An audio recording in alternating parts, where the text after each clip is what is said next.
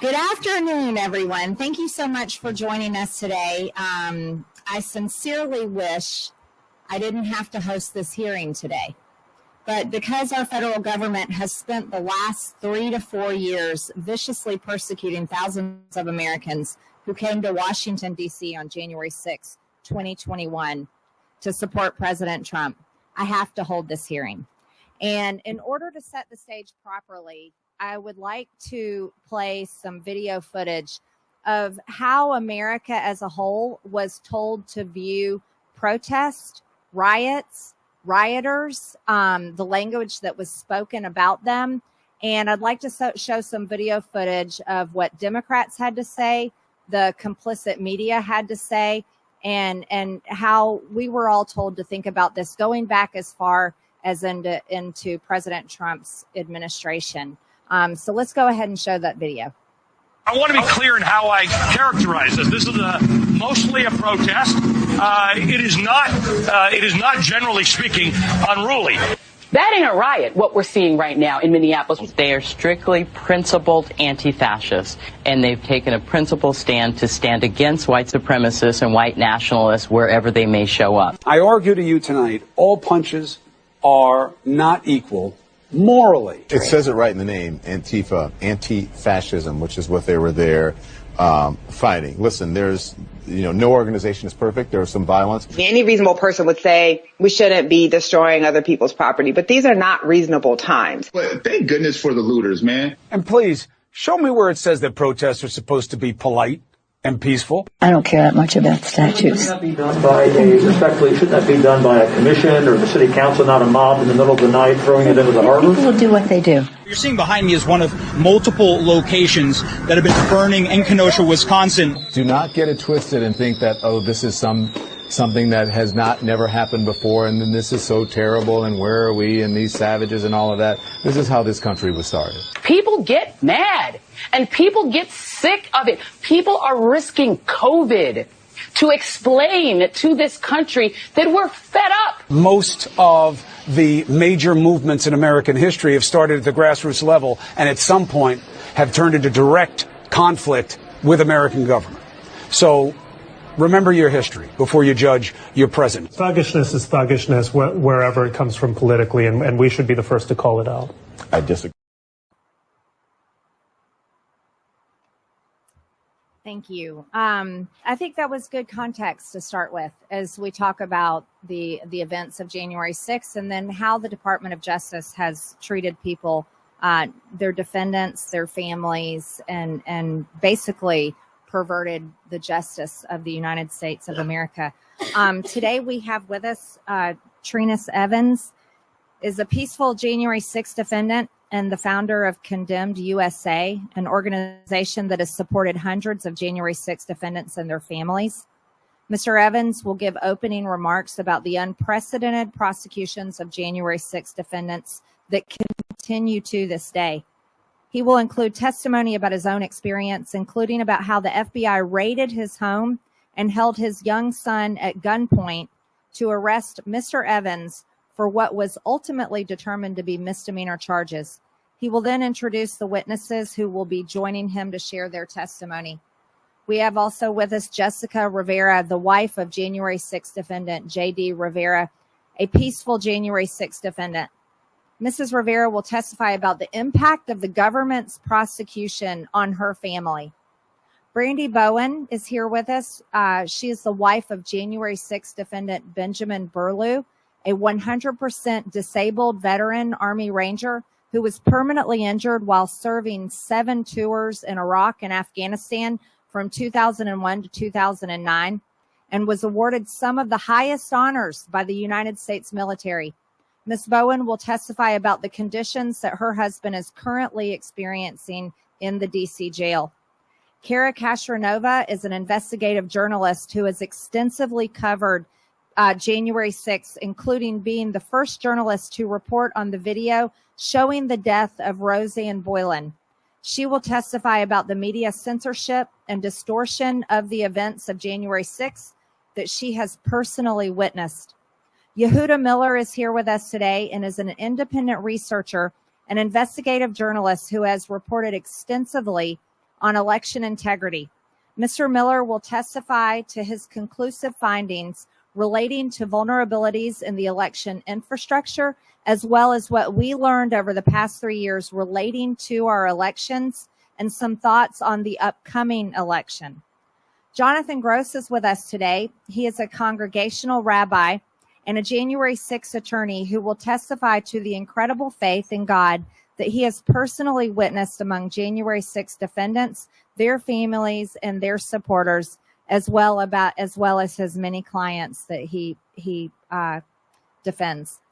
I thank our witnesses for being here today to tell their stories, and I'm so sorry that this is happening to all of you. I also want to talk a little bit about the hypocrisy of the federal government's persecution of January 6th defendants. For months on end in 2020, we saw rioting from leftists following George Floyd's death. The rioting and looting that summer caused, it was more than 1,000 times more in monetary damages than January 6th did. Yet the government has focused 99.9% of its efforts on persecuting the actually mostly peaceful protests on January 6th. I'd like to go through some statistics with you. For BLM and Antifa 2020 riots, the damages were more than $2 billion. That was on insurance claims. That was a study by Axios. But we know the actual number is much higher because there was damages paid for that weren't covered by insurance. The deaths. According to The Guardian, at least 25 people were killed during the riots in 2020. The murder rate at that time was up 30% nationwide. Injuries. Over 2,000 law enforcement officers were injured, and there are an unknown number of civilian injuries. Arrest from the Summer of Love. Over 14,000 people were arrested. According to The Guardian, over 90% of those charges were dropped.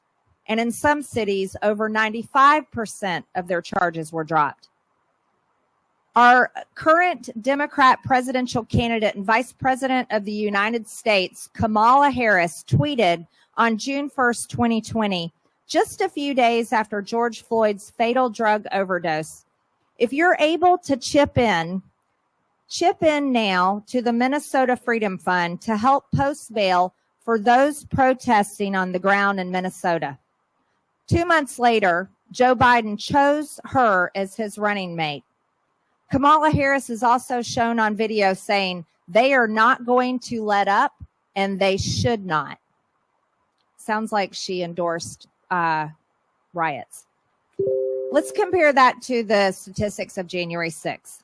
Damages. The Department of Justice estimates $1.5 million in damages to the Capitol versus, remember, over $2 billion in damages to private businesses, courthouses, federal buildings, statues, personal property, police cars, and it goes on. There were multiple deaths on January 6th. Ashley Babbitt died by homicide. Rosanne Bowen was trampled and beaten. There were other deaths. Some of them were determined natural causes, but there were not 25 deaths. I think the number stands at 5 on that day, according to the information I have. Injuries. 140 police officers reported injuries. There was an unknown number of civilians, 140 police officers versus over 2,000. Arrest. Currently, the Department of Justice, the number I have is 1,488 arrests and counting, with new arrests nearly every day. Only 2 January 6 defendants have been acquitted versus BLM rioters with over 90% charges dropped. The statistics speak for themselves, but let's look at some images. This is not January 6th, ladies and gentlemen. This is actually the inauguration of President Trump in 2017 in Washington, D.C. Here's a burning car with "We the People" spray painted on the side. These were scenes in the streets. This was President Trump's inauguration, Washington, D.C. The headlines: Washington protests turn violent as Trump assumes presidency.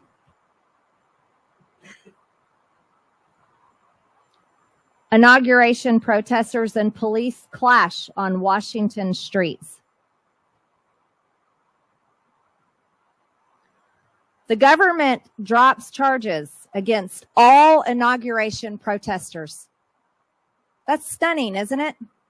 They nearly burned down Washington, D.C., much of it, committed violence, fought with police officers, caused incredible amounts of damage, and they dropped all the charges against these protesters. So that was 2017. Let's move forward. This is not January 6th of 2021. This is Minnesota in 2020. By the way, that's Governor Tim Walz's state. Here's another scene from Minnesota. Over 95% charges dropped. The headline: They've lost control. Why Minneapolis burned. Governor Walz's state. Minneapolis burned. And how did Governor Walz and Democrats feel about treatment of police? This is how police were being treated while over 95% of the charges were dropped.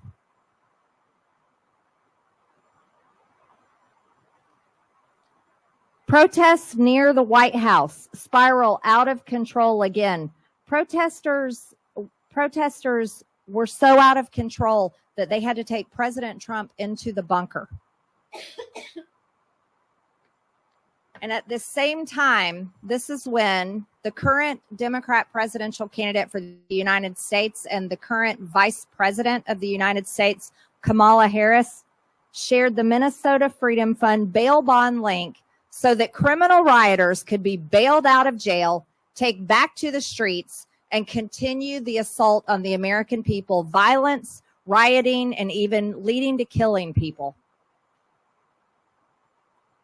But yet, I want to add, it's the current administration under Kamala Harris and Joe Biden and their Department of Justice led by Merrick Garland and the FBI with Christopher Wray that is continuing the prosecutions, or we should say persecutions of January 6th offenders from January 6th.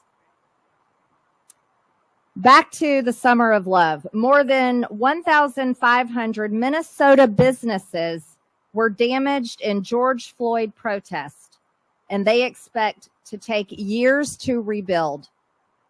You know, BLM as an organization raised money on Act Blue, the Democrats' fundraising platform, and I don't think any of that money went to rebuilding those communities where all that damage was caused. Again, most of the charges, as reported by The Guardian, most charges against George Floyd protesters were dropped. And the analysis shows, and these are the facts, the Department of Justice is not continuing to hunt down protesters from the Summer of Love in 2020, is not continuing to prosecute them. Their charges were dropped. George Floyd riots caused record-setting $2 billion in damage. New report says here's why the true cost is even higher. This is talking about insurance claims. More than $2 billion. Again, I'd like to remind you that the stats for January 6 stand at the Department of Justice estimates $1.5 million in damages to the Capitol that was on one day. For a matter of hours in the afternoon, and the BLM riots were night after night consecutive riots. But it didn't stop in the Summer of Love. You see, the left continues to this day.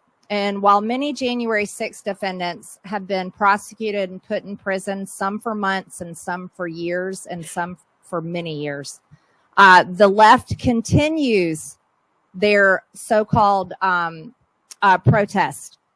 Well, January 6 defendants are being put in jail for going inside the Capitol. Many leftists who are protesting come in our office buildings as recent as this year And the Department of Justice is not hunting them down, is not holding them in the DC jail, is not prosecuting them and putting them in jail for interrupting Congress. And believe me, they have interrupted Congress. This is earlier this year with the Free Palestine Ceasefire Now protest.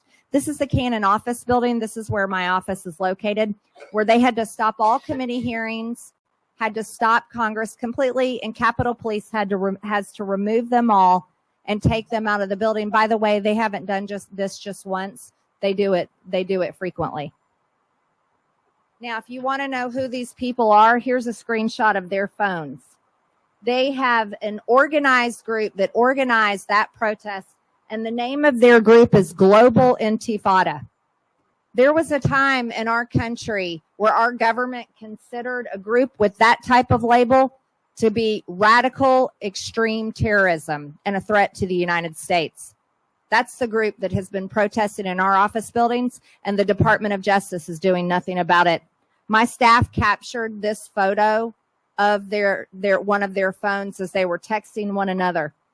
And the names on this list are very serious names linked with organizations that should be investigated. I'd like to remind everyone also that the words from the Democrats have been so extreme, radical, and dangerous. They have truly threatened the life of President Trump. In one of the videos that I have, we have none other than Rick Wilson here on camera. Flashback to the Lincoln Project co-founder, Rick Wilson, in 2023.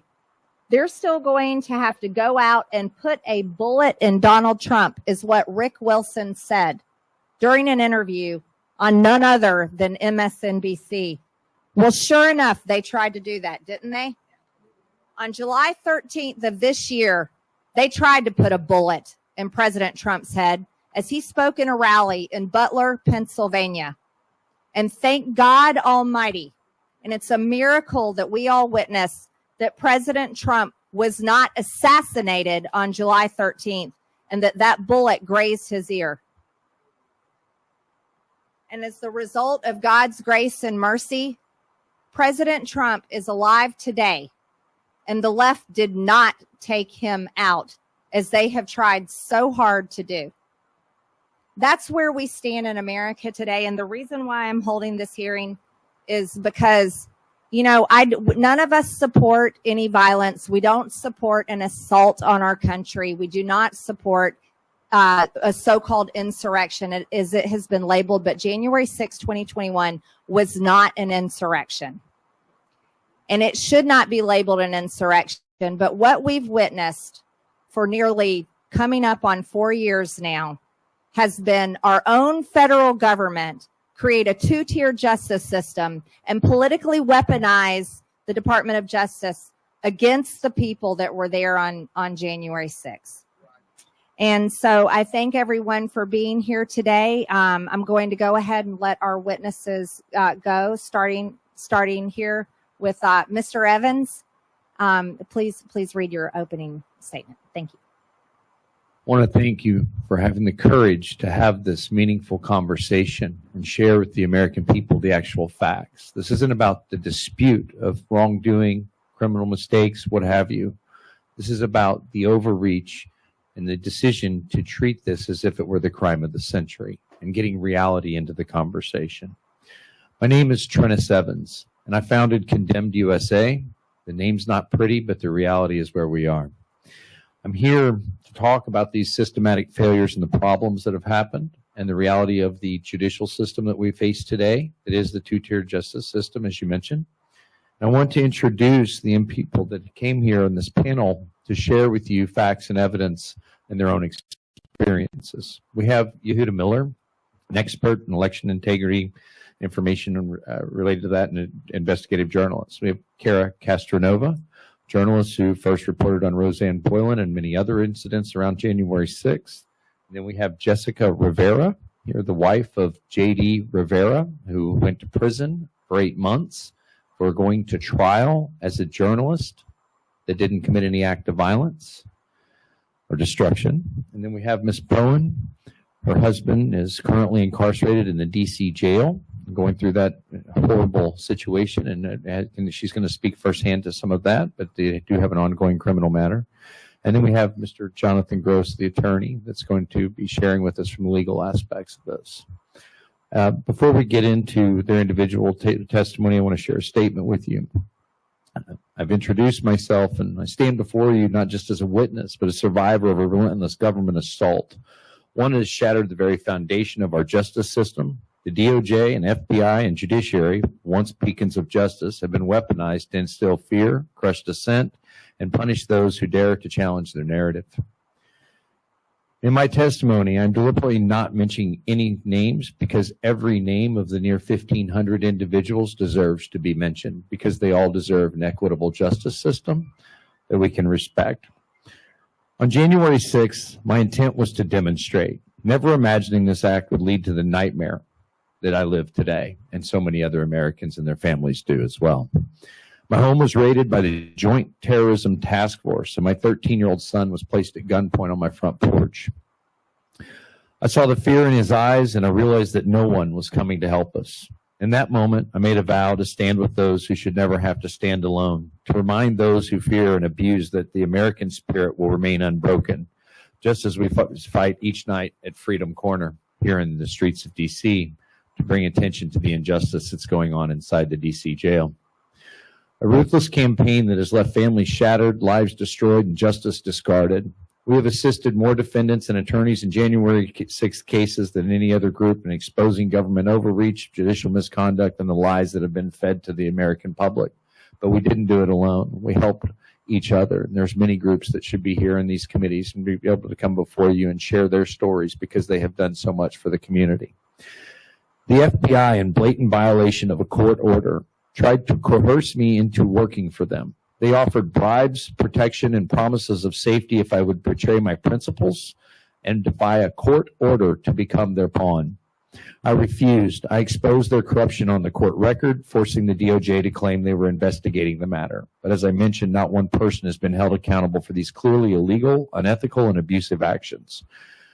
Your committees can subpoena and probe, but the smug purveyors of injustice will evade inquiry with what Congressman Spartz once referred to as a nice little playbook. The worst part is that my story is one of good fortune compared to the fates of many others targeted by today's DOJ and FBI. The January 6th Select Committee has acted in the same vein, engaging in deceit, manipulating evidence, and using ABC News executive James Golden, who misguided and misused public funds, to produce a video release on June 9th, 2022.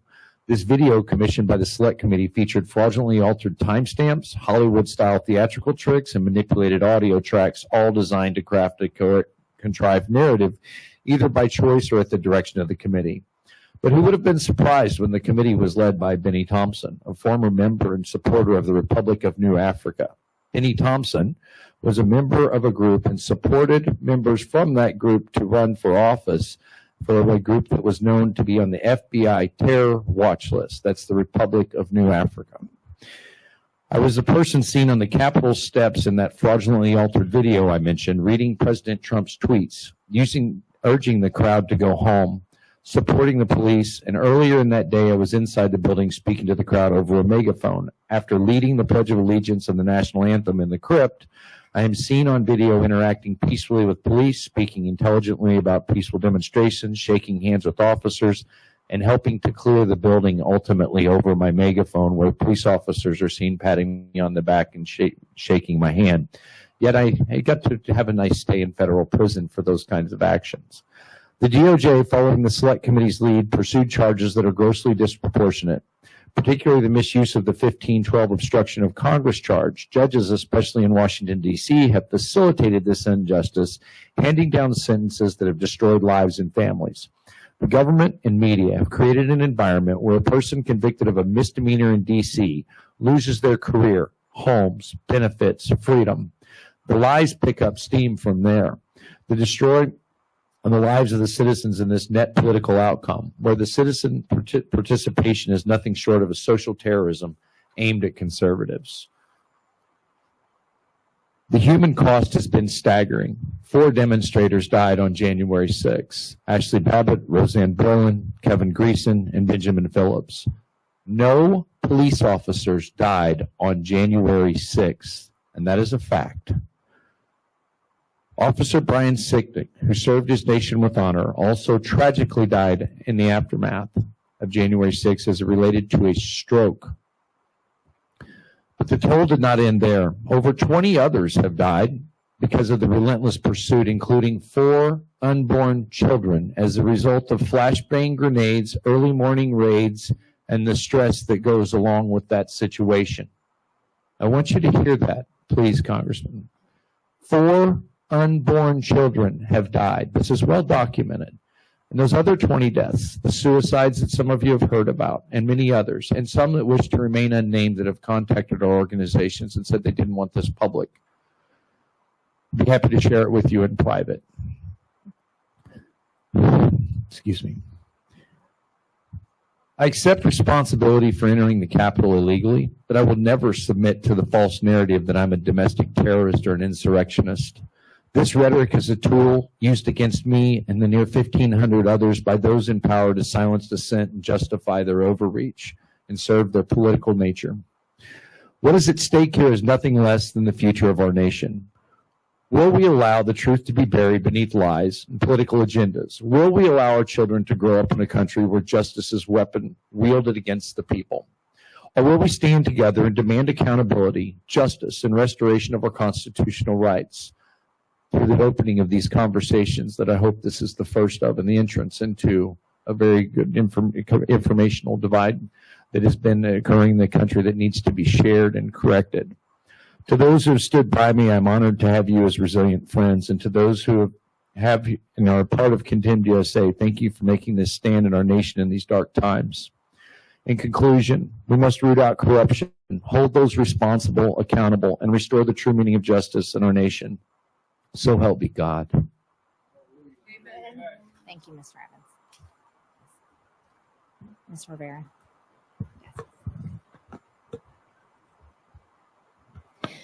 Good afternoon. I'd like to recognize what an honor it is to be able to speak with you today, though I am burdened by why I feel I must do this, and I pray that you hear my heart. My name is Jessica Rivera. I'm a mother of 4 amazing children, a foster mom to 1 beautiful girl, a full-time student, a leader in my church, an active member of my community, and I strive to be more like Jesus every day. While this is what defines me, unfortunately, people automatically throw all of that out the moment they learn that I am also a wife to a January 6th defendant. I am tarnished by a stigma propagated by the media. This stigma is also supported by the Congressional Committee, which reported lies to the American people. Jesus Rivera is my best friend, husband, and spiritual leader of our house, in which he does very well. He's a veteran of the United States Marine Corps, a wonderful father, actively serves in our community, and is willing to do anything to help people. But like me, he is also plagued by that same stigma.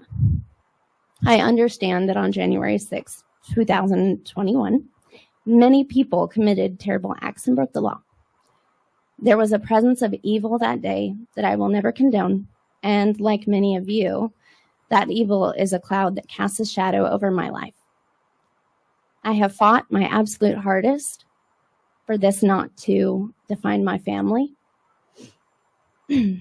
Yet my children have lost friends, relationships have been severed, and our family has been deeply affected by the decisions the January 6th committee has made. Our home was raided by federal agents. My veteran husband awakened from his sleep with guns pointing at him. Items taken from our home for evidence that he used for employment, and those were never returned. My kids came home to no dad. The news sitting outside our home for days. This was caused by the hysteria of January 6th, government officials' comments, and the media. However, our story doesn't stop there. Then the January 6th committee was formed, and rather than pursuing truth and justice for all American defendants that this would affect, these lawmakers used blanket statements and lies that harmed my family. We had countless court hearings that led to a guilty verdict by a biased judge. The word violent was inserted behind my husband's misdemeanors, and he was sentenced to 8 months in a federal prison. Our babies missed birthdays and holidays with their father because of the word violent. His classification of charges was changed, and he was placed in a federal prison 6 hours away from us rather than the federal prison camp 15 minutes away from our home and our children. He was placed on the terrorist quiet skies watch list with TSA and was unable to clear security when his daughters came to visit throughout the summers. And these are just a few effects the committee's findings had on my family. All of this could have been avoided had the January 6th committee kept their word to investigate the truth about the events on that day. Instead, they told lies that have already been uncovered and released ridiculous statements about all individuals present on that day. I am not all. My husband is not all. I am a proud American, a law-abiding citizen. I vote according to my faith. We raise our children to be good citizens and to love life in this country to the fullest. My husband is a God-fearing and dedicated veteran whom, despite the betrayal that he's experienced from his country, still loves America and would fight again for her. We do not wish to be defined by lies, assumptions, or blanket statements any longer. I implore you, look into the details of January 6th. Examine the American citizens who were there as individuals. Consider the nuances and report on the truths that you've uncovered. The American people deserve to know. My faith in God has never wavered. I cannot say the same for my faith in this Congress. Please do what is right and just and restore the American people's faith in you. Thank you. Thank you, Ms. Rivera. Ms. Bowman. It is an honor to be here today, and I appreciate the opportunity to even speak in front of you. Just the fact that you're here to listen means the world to the whole J6 community. So thank you. My name is Brandy Bowen, and my husband is Benjamin Burlew. Ben is an American hero, having served this country honorably for over a decade. He first enlisted in 1997 in the Oklahoma Army National Guard, and then prior to September 11, 2001, he became active duty in the United States Army. In 2002, he went to airborne school and then graduated from the Army Ranger course in 2003. He has, among other things, an infantry badge, an expert infantryman badge, a ranger tab and scroll, a parachutist badge, and a marksman's badge with a grenade bar and rifle bar. He served in Iraq and Afghanistan from 2001 to 2009. And as a result of his valor in combat, he earned many commendations and awards. Among those awards were a Bronze Star with Valor and an Archon with Valor. He was engaged in over 500 documented firefights. He saw many of his comrades killed by IEDs, grenades, and bullets while he was standing right beside them, being blown up himself. In 2007, while leading a group in a firefight, he fell off of a mountain in Afghanistan. His soldiers thought he was dead, but he climbed up to join them and continued fighting with them.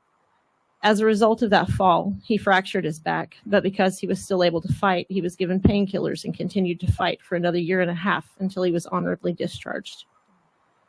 After his service, because of the pain, he became addicted to prescription painkillers like so many of our wounded warriors.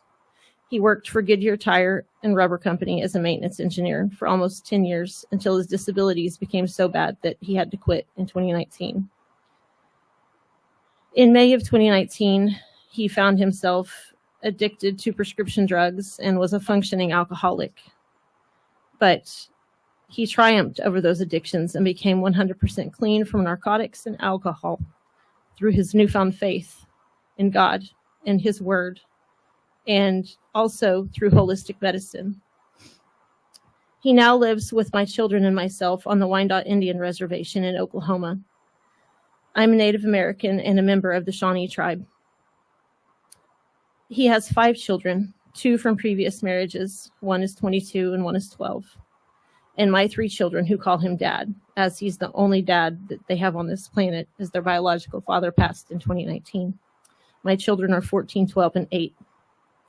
He has been found by Social Security and the Veterans Administration to be 100% disabled, both because of the physical injuries that he suffered while bravely serving our country, but also due to the post-traumatic stress disorder that he suffers from because of the horrific things that he experienced at war.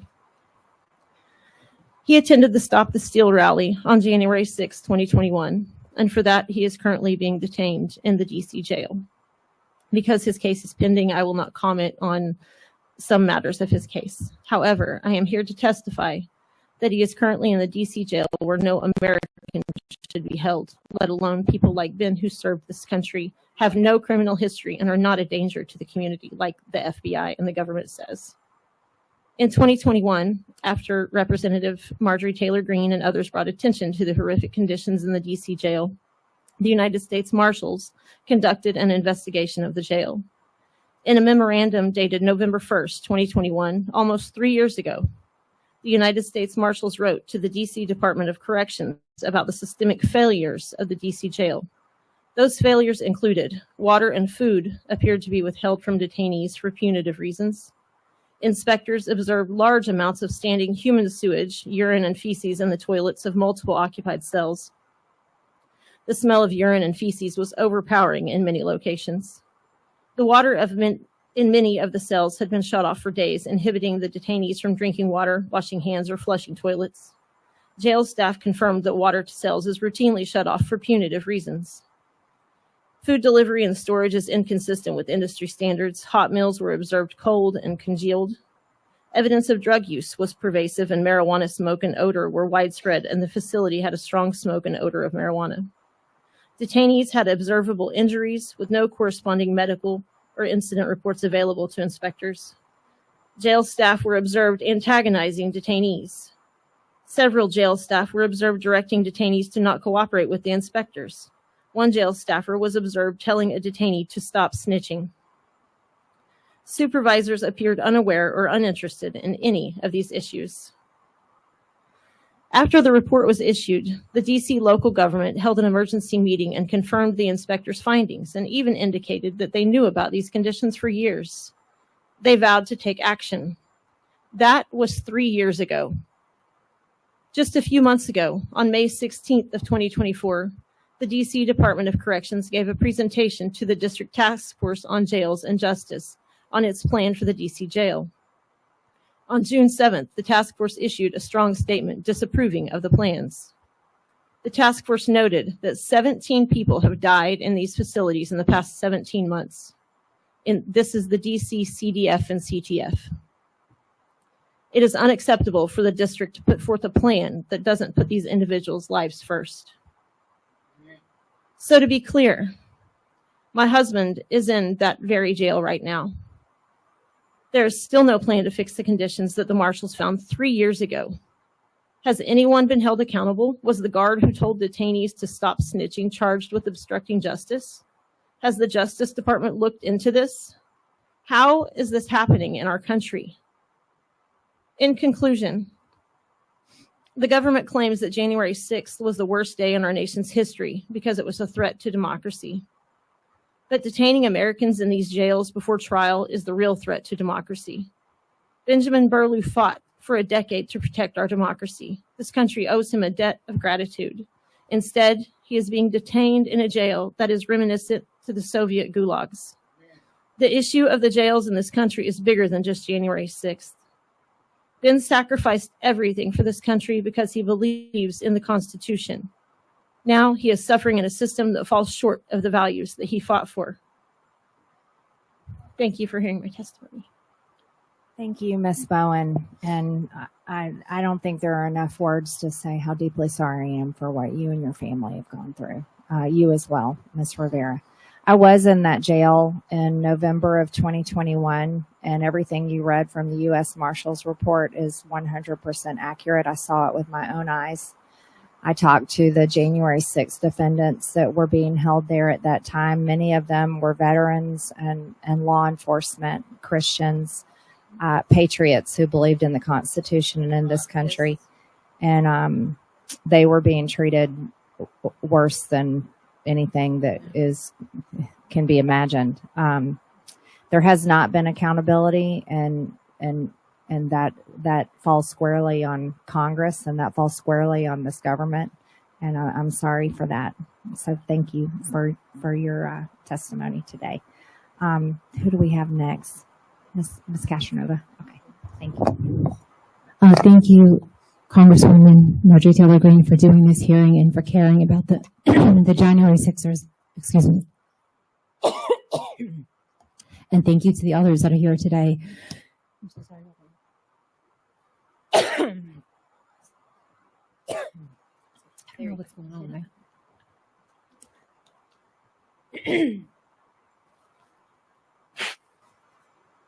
Okay.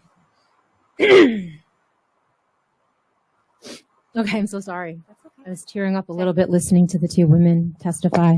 Of course. Again, thank you for listening to everybody here today. My name is Cara Castronuova. I'm an investigative journalist and reporter, currently writing for the Gateway Pundit and appearing as reporter and correspondent on Newsmax. My writing on the Gateway Pundit has helped raise over $2 million for January 6th legal funds. I was present at the U.S. Capitol on January 6th, documenting events and exercising my constitutional right to assemble. As a journalist, I have experienced incredible censorship and political persecution after January 6th by the Biden-Harris administration. I was assaulted by a U.S. Marshal reporting on a January case outside of a courthouse. I pressed charges, but the DOJ refused to prosecute.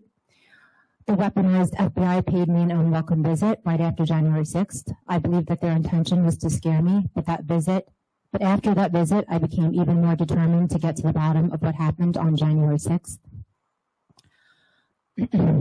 After breaking a story in 2021 on the Gateway Pundit regarding the death of January 6th peaceful protester Rosanne Boon and releasing video of her being brutally beaten by a police officer on the Capitol steps, Mark Zuckerberg's Facebook removed me with a lifetime ban. The facts substantiate that this was at the pressure of the Biden-Harris administration.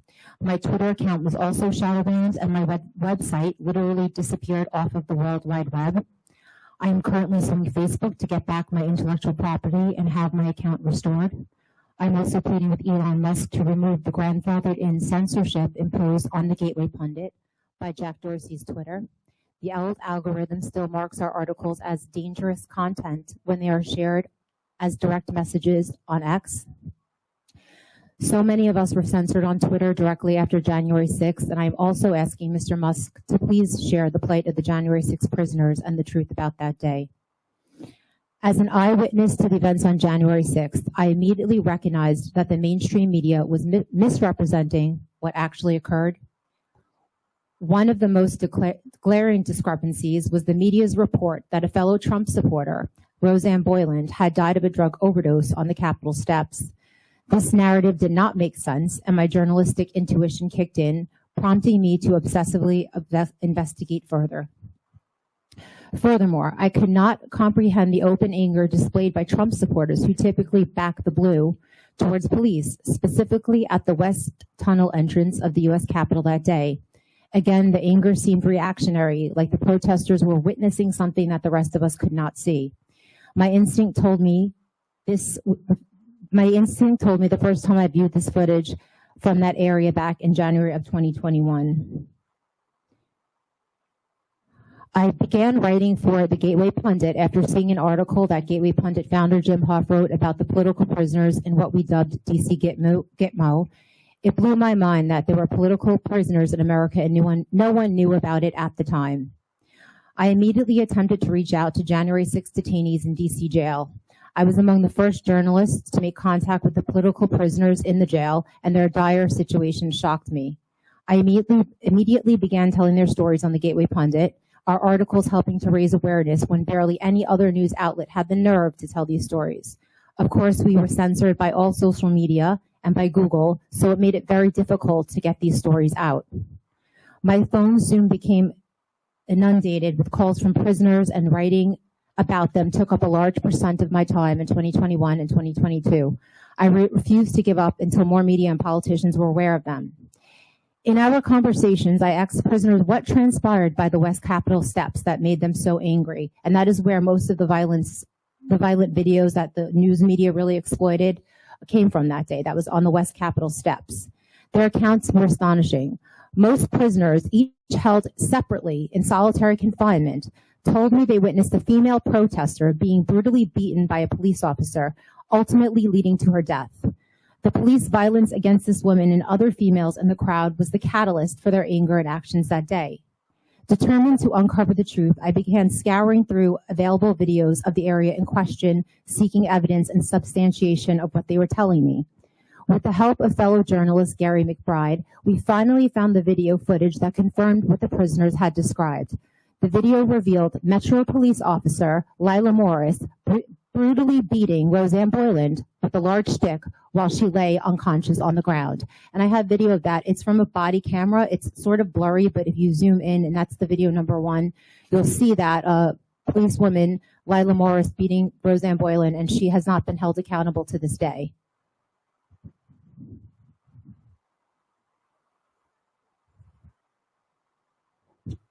So just to be clear, Rosanne Boylan is laying on the ground with a pair of blue jeans on, looks like a white shirt and a black coat, and the police officer is beating her, and she's already on the ground. Is that what we're seeing? Yes, and just to be clear, on the right-hand side of the screen. Yes, you can see her stomach. She's completely unconscious at that point, so it's really puzzling as to why this officer is beating her really viciously, twice in the head, twice to the body. She started bleeding from the nose and from the eye, and her companion is in blue, and you could just see the shock on his face. He's very traumatized. I've interviewed him. His name is Justin Winchell.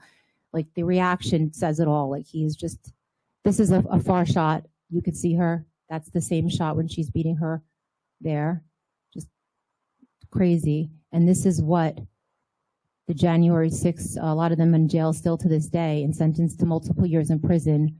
One of the things they were reacting to was this woman being beaten on the ground. You could hear them in all of these videos and on body cam saying, she's dying, help her, please, she's dying. And the police wouldn't listen. The police wouldn't let anybody near her. And those men, as I'll talk about, tried to resuscitate her, and many of those men are still in prison to this day. Some of them haven't even gone to trial yet. They're still in pretrial detainment, and nobody knows about Rosanne Boyland. People know about Ashley Babbitt, but whenever I tell people, including a lot of conservatives, about Rosanne Boyland, they have no idea who she is and that she existed. Some people say, wasn't she the one that died of a drug overdose? Which is so offensive, because her legacy and her family really were proud of her for getting clean 7 years ago, and she was a drug counselor. So when the government came back with her autopsy report and said that she died of a drug overdose, it just completely baffled her family, and it didn't make sense to them. Like, how did she have a drug overdose on the Capitol steps?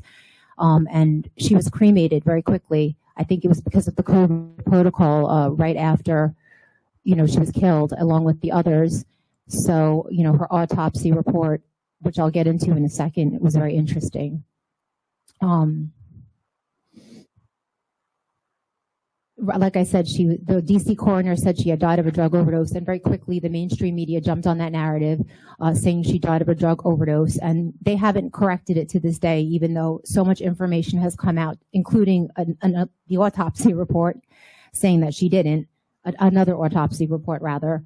This was just completely parroted by the mainstream media, causing untold pain, obviously, to Rosanne's family, who continue to suffer without justice for their beloved daughter, sister, and aunt.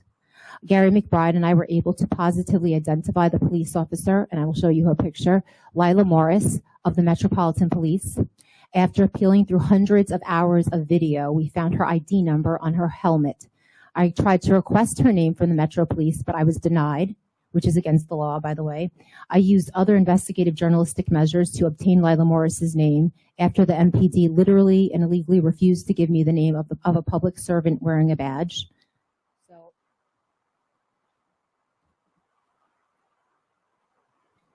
This is police officer Layla Morris, who was the one seen beating Rosanne Boyland with a stick. And I think there was an internal affairs investigation prompted by Gary McBride, who asked for that, but they basically just said she did nothing wrong, even though she was beating an unconscious woman to a bloody pulp. So I'll show you this picture next. because the FBI had already harassed me by coming to my home and scaring the bejesus out of my family, I was deeply fearful that if I released this article and information on the Gateway Pundit, I would be arrested. This fear kept me up the whole night before I finally hit the submit button and sent the article to Jim Hoft of the Gateway Pundit for publishing. What other time in American history was a journalist I don't even know when a journalist would be fearful of simply reporting facts. And when my story came out on Gateway Pundit, it quickly spread through other very censored alternate media outlets. But to my dismay, every single mainstream media outlet I contacted, many of which I had deep connections with, refused to cover this story and clear Rosanne Boylan's name. They were just fearful to cover this. Rosanne Boylan did not die of a drug overdose as reported by the mainstream media and reflected on Wikipedia. She was killed by the actions of police that day. Even after this new information emerged, none of the mainstream media outlets corrected their misinformation, and their inaccurate news reporting remains on the World Wide Web today. This is why I'm here today, because I feel responsible for this story, which I broke over 3 years ago, and I thought at some point the mainstream media would acknowledge this story, and it's just been insane to me that still nobody knows who this woman is who died on Capitol steps on January 6th after, being beaten by a policewoman. Her truth has been erased from the history books. Rosanne Boylan literally could have been me or any one of us. Her life mattered, yet the Biden-Harris administration, the January 6th Select Committee, and the majority of Congress have refused to acknowledge her life, her death, or to set the record straight. Rosanne Boylan was killed on the steps of the Capitol that we sit in today. The fact that to this day no American, and this includes conservatives, know that a female protester was beaten violently by a police officer and died on the steps because of the alleged actions of police on January 6th is a testament to the power of the dangerous censorship we are living through today. The media still reports, like I said, she died of a drug overdose, but this was a lie. Her death was far more harrowing. And I'm going to just describe to you exactly what happened after, years now of putting together all the footage as it comes out into clips and actually creating a timeline. Capitol and Metro Police 100% played a direct role in her death, and there's no question. She was hit by a Capitol Police pepper ball, and I have the footage of a Capitol Police officer coming out of the door of the tunnel about 10 feet away from Rosanne and just unloading a pepper ball gun at close range. Rosanne fell to the ground and was crushed by protesters that police pushed on top of her. She was then beaten viciously to the head and body by police officer Morris with a stick, as I showed you in the video. She turned blue, bleeding from the eye, and died. Rosanne had marched to the Capitol with the rest of the crowd. As she approached the entrance, like I said this before, she was shot at close range. And I really want to stress that there's video out there of this Capitol Police officer that should be looked at that just came up with this loaded weapon where he unloaded 30 plus rounds of pepper balls at the crowd at head level and then at the roof of the tunnel, which was, as you know, a very confined area, only about 12 feet deep. It was packed with protesters and police. And even after being warned by another cop over the radio to not shoot or, quote, you will get everybody in a panic, this officer continued to recklessly fire rounds. That is when everybody, including police, panicked and started gasping for air. And the police were wearing gas masks and they couldn't breathe. And it was making them react crazily and just start pushing protesters out. And you could imagine that protesters that didn't have gas masks, how they felt. So according to eyewitnesses, Rosanne, including Rosanne's friend that was right by her side when she died, she was alive when she was being beaten by Layla Morris. And she was crushed by a pile of people 10-man deep. And I'll show you that pile. Ms. Castronuova, we just have to get to other witnesses. Yeah, sorry. I don't want to interrupt. It's extremely important, but we've got to. I just kind of show some pictures. This is Rosanne dead. This was footage that the January 6th committee had in their possession, just so you know. I know this for a fact because I know the videographer that took this footage, and they never shared it with the American public. That was one of the other protesters giving her CPR. And this man is, you can't see him there, is Sheriff Maccabee. He was the only cop I say that was doing his job in that area. He actually was giving her CPR and tried to save her life, and he's still in jail to this day. He was found guilty on all charges. All he did was try to save her, and every time he came by, he was tear gassed or he was hit. I'll show you the rest of the pictures, then I'll wrap it. This is, again, Layla Morris in the middle. This is the officer that beat Rosanne. She's being honored here by Mayor Bowser at the Super Bowl for being a hero. She was never held accountable still to this day. Most importantly, I just want to put a face on who Rosanne Boylan was by sharing her picture, because nobody knows who she is. This is her. This is a picture of Rosanne. She was an aunt. Her sister's kids loved her. She was loved by her family like you can't imagine. They have not gotten over this. They can't even talk about it without their voices cracking. I've made friends with them and gained their trust, and they've spoken to me at length. She was a daddy's girl. This is her and her parents on one of their many camping trips. And again, nobody knows her name. We know her name. America needs to know her name. And, just to wrap it, she was underneath this pile that was created by police officers reacting to tear gas that, should not have been deployed in a confined area. That never happens. You're supposed to deploy the pepper balls out into a crowd, never in a little tunnel where police are going to react, start panicking, and just create pandemonium and trampling. And that's what happened to her. I wanted to say in closing that her autopsy report was withheld from her family. And they had to sue. We had to get a Freedom of Information Act and a lawyer and a crowdsource to get that to them. And they had a second autopsy report made, conducted, which said she did not die of a drug overdose and that she had broken ribs and tear gas all over her lungs. But they confirmed that she did not die of a drug overdose. So we need to correct that, I think, and I don't know what the remedy is. Just maybe recognition of her life and her death, that she died here at the Capitol, and correcting of the story that has circulated the mainstream media and the government that she died of a drug overdose, which is what her legacy will be if you Google her name 20 years from now, and it's just not the truth. So I'll just keep fighting to get this story out there, and other stories, so many other stories that of January 6ers, including the Proud Boys, who were completely innocent, and it was the kangaroo court of the century. I know the truth's going to get out there because I do believe God always wins, and we have wonderful Congress people like you four that are here today that care and continue to fight for the truth. And hopefully, the truth will come out one day on what really happened on January 6th. Thank you. Thank you very much. Mr. Miller? Thank you for having me.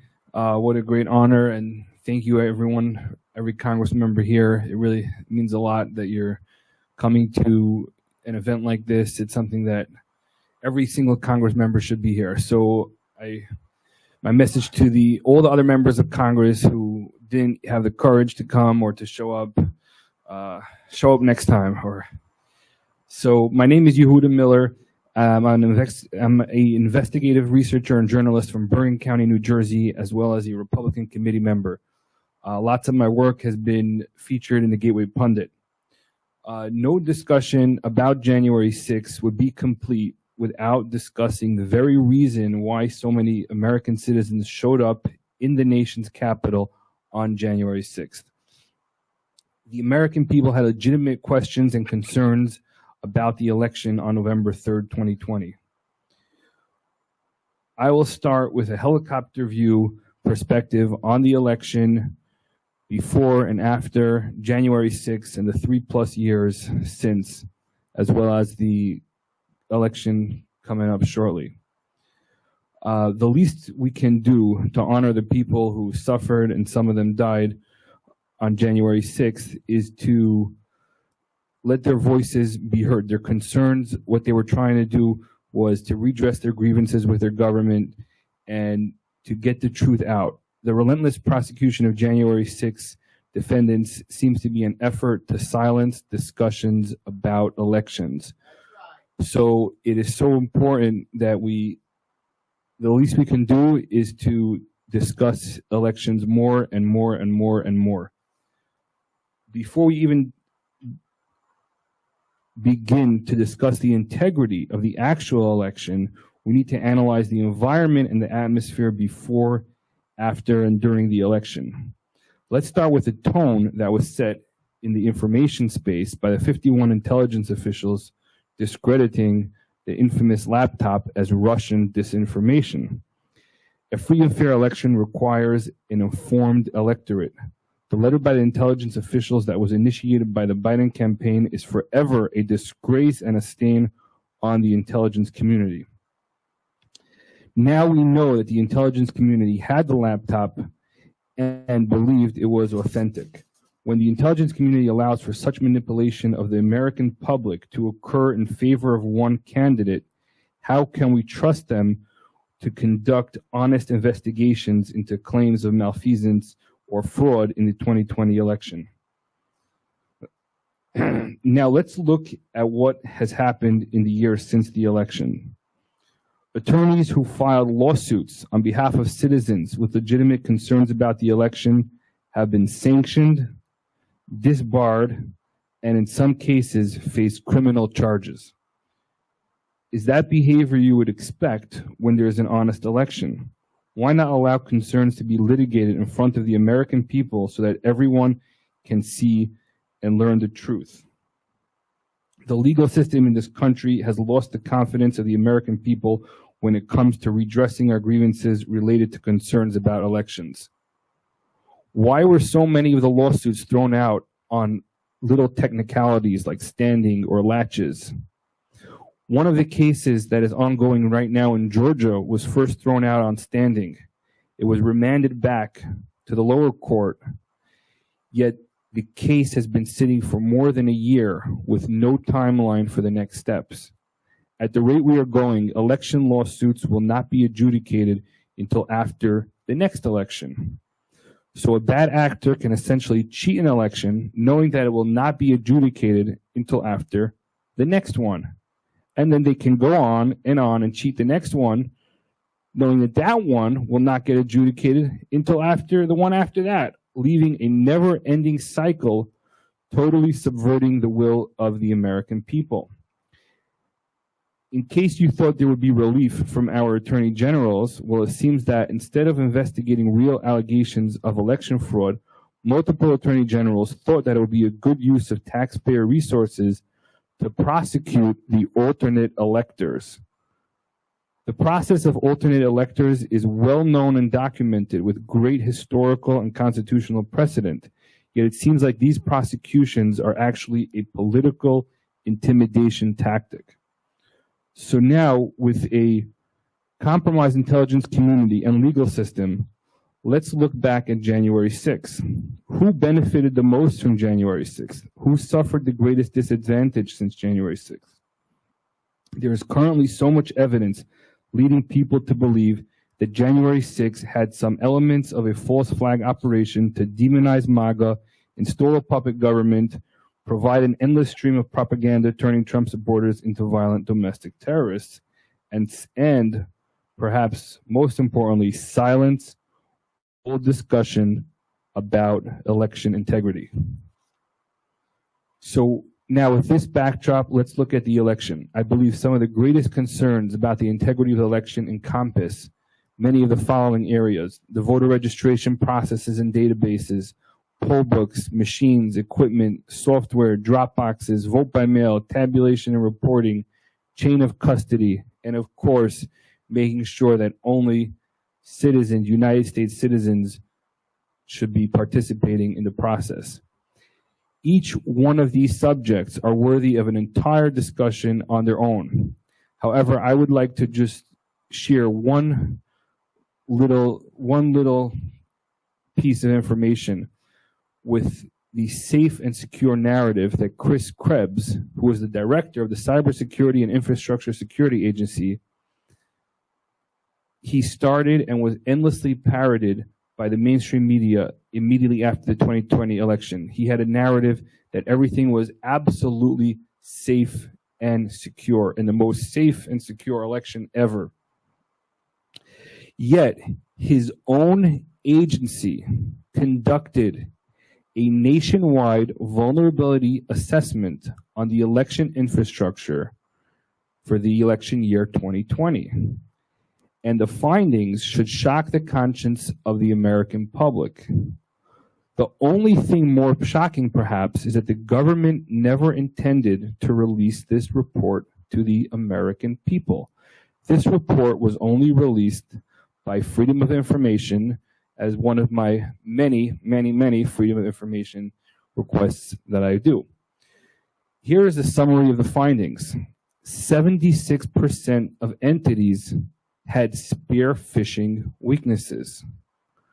48% had a critical or high severity vulnerability on at least one internet accessible host. 39% ran at least one risky service, such as remote desktop protocol, on an internet accessible host. 34% ran unsupported operating systems on at least one internet accessible host. Now, nobody needs to be a computer expert to know that something is very wrong when our election infrastructure is so vulnerable. To restore faith in our elections, I'm calling for the following recommendations to be implemented. New processes to ensure only citizens can register and vote, including voter ID. Hand-counted paper ballots. One-day vote in person, with the exceptions of military, disabled, and elderly. Immediate and uninterrupted tabulation at the precinct level. And before I close, one last thing what I must mention is we must bring awareness to the case of Tina Peters. Tina Peters is an election clerk in Mesa, Colorado, and she was just found guilty on numerous felonies and misdemeanor charges. Now, she had a constitutional duty to protect and preserve the election records for 22 months. She believed that they were coming in to destroy the records. And in fact, she's had computer forensic experts testify that that's in fact what happened, that there were records deleted. And she made a hard drive, a hard copy of she imaged the machine, the election equipment, and essentially now she's been railroaded by a judge in Colorado. Her sentencing is next month. And in her case, the order of the judge is that even if there was a conspiracy between the Secretary of State and Dominion to delete records, that means there was a criminal conspiracy going on, and she was doing her duty as the elected election official to preserve the records, that evidence is not allowed to be entered into her case. So to me, if that's not a Brady violation when a prosecutor fails to disclose this exculpatory evidence, well, here we have the defendant has exculpatory evidence, and the judge is refusing to allow that evidence to be brought to that case. So I think we need to introduce a new kind of violation called a Peters violation, which is when you, the defendant, have exculpatory evidence and you want to bring it into your case, and they refuse to allow the jury to see that evidence. And with the jury without able to see that evidence or hear any information about that, they basically railroaded her and found her guilty on all these charges. So the question to the American people is, why so much secrecy about the election equipment? Why so much secrecy about the code? Why take an election official who preserved the records? I mean, that's their job, to preserve the records. Why railroad them like that? And I think we have so many questions, that the American people need answers to. So the least we could do now is just keep talking about the election, keep bringing awareness. And we have to thank Elon Musk for opening up X and the censorship, taking away some of the censorship, because now we can have a platform to discuss honestly with the American people our concerns. Thank you, Mr. Miller. And all of us sitting before you, the Republicans in the House, and even 5 Democrats voted for the SAVE Act, which is an election integrity bill. So you'll be hearing more about that in the upcoming weeks. Thank you. I agree. Elections matter. Mr. Gross. Thank you very much, Representative Greene, and thank you to all of you for being here today. We appreciate it more than you could know. My name is Jonathan Gross, and I'm a January 6th attorney.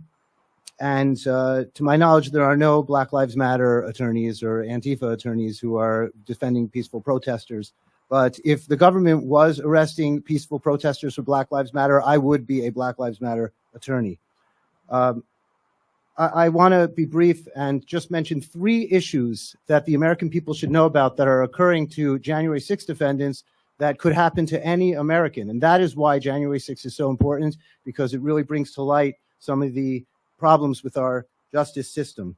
The first one I want to bring up is that the process is the punishment.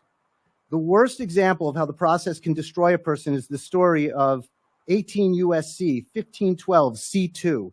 It's a statute that imposes a 20-year sentence in prison for, quote, obstructing an official proceeding, whatever that means.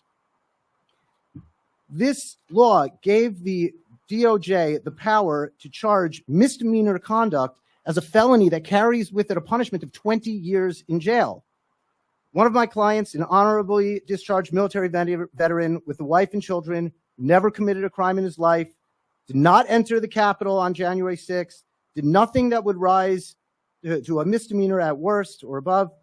He was charged with the 1512, convicted by a DC jury, sentenced to 33 months in prison. 3.5 years after January 6th, the Supreme Court held that the 1512 indictments were invalid. So whoops, sorry about that. This man will never get back what was taken from him. He lost his freedom. He lost his job. He lost his money. He lost his reputation. Nobody will compensate him for that lost time. It can never be given back to him. Nobody can compensate him for the indignity of being a prisoner when you're an innocent man. The havoc that it wreaked on his family, the toll it took on his health, his physical health and his psychological health, if you can imagine, the missed celebrations, the holidays, the funerals, what was taken from him will never be returned. And that is how the process, even if you come out innocent, the other side is the punishment. The second point I want to bring up is the catch-all charges. The 1512 charge was only one of several of the charges that are so broad that they can literally apply to anyone. Hundreds of January 6ers are charged and were charged with 18 U.S.C. 231A3, what's called the civil disorder charge, a felony punishable up to 5 years in prison. Now, this is what the statute is. Any act that obstructs, impedes, or interferes with law enforcement during a civil disorder. So that's any act, including the mere presence outside the Capitol, basically can be classified as a felony punishable with 5 years. If the cop says that, well, he did, interfered with me, that's 5 years felony. In 1987, there was a Supreme Court case called City of Houston v. Hill. In that case, strikingly, there was an almost identical law. It was a local ordinance in Houston, and a gay rights activist was arrested for violating that local ordinance, which made it unlawful to, in any manner, oppose, molest, abuse, or interrupt a police officer who's performing his duty. So that case, he was arrested and convicted of it, it went all the way up to the Supreme Court, and the Supreme Court said that's totally unconstitutional. And in the words of Justice Brennan, quote, the ordinance is violated scores of times daily, but only those individuals chosen by the police in their unguided discretion are arrested. So I and others brought this case, Houston v. Hill, to the attention of the DC District Court and argued that, hey, checkmate, right? It's the same law. So they said, no, it's different, because that law said to oppose, molest, abuse, or interrupt the police. But this law says to obstruct, interfere, or what's the third one? Or impede a police officer. See the difference? Totally different. But so yeah, motion denied. But it doesn't matter, because they're missing the point. The point that the Supreme Court was making is that both of these laws are so broad that law enforcement can charge everyone or nobody with it. So the DOJ has the unguided discretion to essentially make anyone a felon. It's very hard sometimes to even distinguish why a J6 or sometimes just the misdemeanor, sometimes the felony. It seems almost random. And I will mention that typically it's based on their social media tweets, and that's going to be most of the evidence in court is a battle of the tweets. and the government is going to cherry pick from thousands of tweets and show. I can tell stories. But that brings to the third point. The third point is prosecutors in this country have absolute discretion. I and other January 6 attorneys have filed many motions asking the courts to dismiss charges based on selective prosecution. But the judges have denied every one of those motions. The law in this country, as it stands, is that prosecutors have absolute discretion to prosecute or not prosecute whomever they want. And that simply cannot be the law in a free country.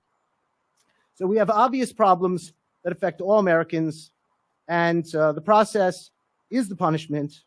We have these vague criminal statutes, and prosecutors have absolute discretion and basically no accountability. So how do we get out of this? Or more specifically, what can Congress do to fix these problems?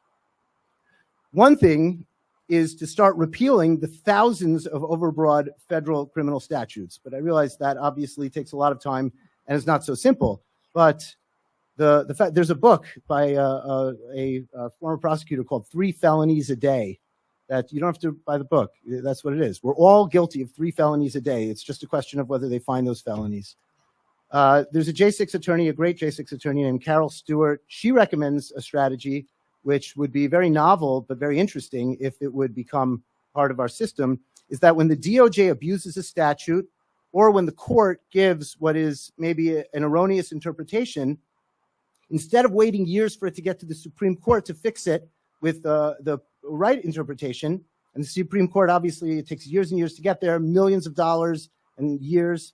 But Congress perhaps can try passing resolutions on the floor that speak to the meaning of the laws that it passed.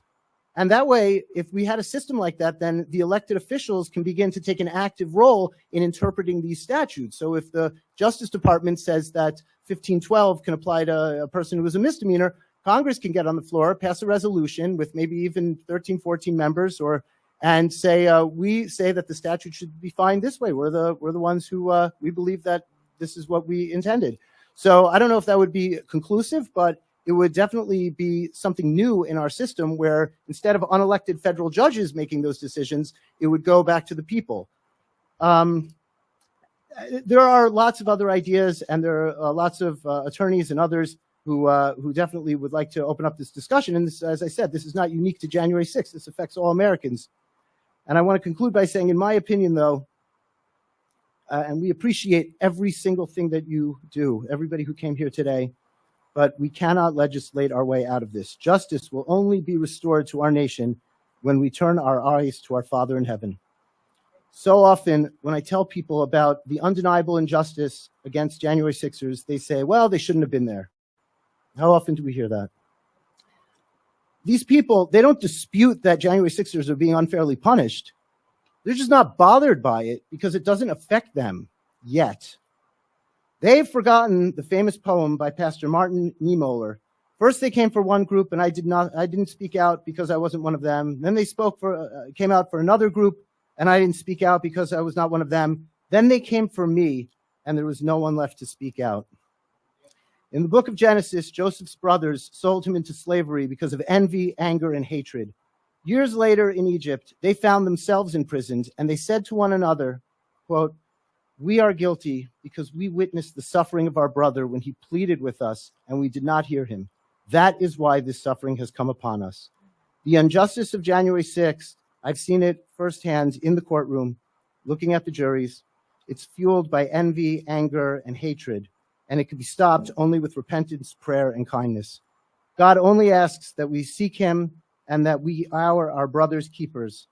If we do what he asks, he will end this madness. So I thank you all for providing us with this opportunity, and I only ask that you use your platforms as elected officials to direct the eyes of this great nation to our Father in heaven, and pray that he unifies our hearts to love and fear his name, and that he who makes peace in the heavens should make peace among us and restore freedom and justice to our nation. Thank you. Amen. Thank you, Mr. Gross. And I greatly appreciate you bringing into the true focus of what it should be, is God in heaven is the one that can truly change this. And hopefully he will hear people's prayers. I know they're being said. So thank you so much. I'm going to ask you all some questions. I'm going to try to be mindful of everyone's time here. We usually in our committee hearings, we're very tight on structure, giving people so many minutes. I felt this hearing so important to allow you to give your statements and not impede too much of your time. It's important. This is the type of hearing that is hardly ever held in Washington, and the American people don't get to hear this side of the story. So forgive me if you guys can bear with us on time. Mr. Gross, you represent a lot of January 6th defendants. Are some of your defendants, did they not go in the Capitol, is what I'm trying to say? Are they being prosecuted even though they did not enter the Capitol? And the answer to that is there are many January 6th defendants who did not enter the Capitol. There's a particular focus that the government has on what's called the Western Tunnel, and you've heard a little bit about that today. That's where Rosanne Bowen was killed, and the Western Tunnel was just a disaster. And if there are people who were in that area, there's a particular focus, including a harshness where they will not allow them to plead to misdemeanors, even if they didn't enter that building, and they'll charge the felonies. I do want to say that basically the way that the charges work is that anyone who is in what's called the restricted area is technically guilty. And Merrick Garland, I believe, not long ago on, I think it was the anniversary on January 6, 2024, he said that they're looking at everyone. That's what they said. So I do know people who were not, who did not enter the building, in answer to your question, who are charged for sure. And they'll receive prison time? It depends. I know that certainly if they quote unquote assaulted officers, there's a couple that I'm thinking of, as Mr. Evans said. I don't want to mention names, but they were praying, hugging each other, right by the police line before anybody had entered the building. They never entered the building, and the police officers in that case, I believe the video shows, in my opinion, surged and knocked into them. They were charged with assaulting the police. I think, Mr. Evans, you know who I'm talking about. And so there are such people there are people, I know a man who I should mention his name. He told me to mention his name today, as did many, many people. He touched the sign. There was a Trump sign that probably around, 1:30 or 1:45, big banner that made its way from the crowd into the police sign, and he touched it. And for that, he was charged with assault or the civil disorder charge, I believe. So I could name many of these cases. Yes, in fact. But did they burn the Capitol? Did they burn it? No, none of those people. No, in fact, I have not encountered anybody who burned the Capitol. Did they steal furniture, computers? Did they loot the Capitol? None of my clients. Did they kidnap lawmakers? None of my clients. Okay, just checking. And did some of your clients go into the Capitol and say, "Stop the steal" or "Trump won"? Did they do that? Yes. Would that be considered free speech? No, that is 40 USC 5104 D. D. That's right. Or is it D4? I believe. I can't remember the exact statute, but essentially, yes, that's the infamous picketing, demonstrating, and parading charge. Apparently, it is a crime to picket, demonstrate, or parade in the Capitol. So on January 6th, free speech no longer was protected in the United States Capitol. Is that correct? I'm going to refer to one of the recent transcripts from my trial in a pretrial conference where the judge very specifically said that he did not want to hear any arguments about the First Amendment in the courtroom. I see. And then just to be clear, talking about elections, Mr. Miller, would you agree that the American people pay for the elections that are held every election year, whether it's 2 years or 4 years? They pay for it with their tax dollars. Is that correct? Yes or no? Yes. Well, it has also been subsidized by people like Mark Zuckerberg, which is another whole Well, no, I conversation. mean But, the elections themselves, ballots, voting machines, election they workers. should be only paid for by the By the taxpayer. taxpayers, By the correct. taxpayer, correct. Okay, so it would be right then for the American people, since they pay for the elections, to be able to have their free speech rights to say what they think about elections. Correct? Yes or Correct. no? Absolutely. I would think so. Miss Bowen, is your husband? He's held in the D.C. jail pre-trial? Is that correct? We won't get into his case. Yeah, it's a pending matter right now. Okay, I see. And do you feel, in your opinion, that he will receive a fair trial in Washington, D.C. among a jury of his peers? It's pending. It's pending. Okay, I see. Thank you. Miss Rivera, has your husband been convicted yet? Or is he still being held pretrial? No, he has been. He has been convicted. Yes. Was he convicted here in Washington, D.C.? Yes, he was. Did you feel that he received a free trial among a jury of his peers? In your opinion? We actually moved to a bench trial because we did not believe that we would be able to get peers in D.C. So. I see. Yes. Thank you. Mr. Evans, you've already served time for January 6th. Is that correct? Yes, the government was kind enough to provide me a federal prison stay for demonstrations. Did you just to be clear, did you burn down the Capitol on January 6th? No, I actually would have been better off if I were an Antifa protester that would have burned $34,000 worth of federal property that was sentenced on the same day as me, who assaulted an officer and while on pretrial release, assaulted another officer and a civilian, and who got just probation and a small fine and went home. You would have had a 95% chance of having your charges dropped. Correct? Yes. That's correct. Did you assault anyone on January 6th? Only the fabric of democracy, I hear. Thank you. God bless you for your humor. Thank you. I'm going to yield time to my colleague here, Representative Burleson, and then we'll go on down the line. Thank you.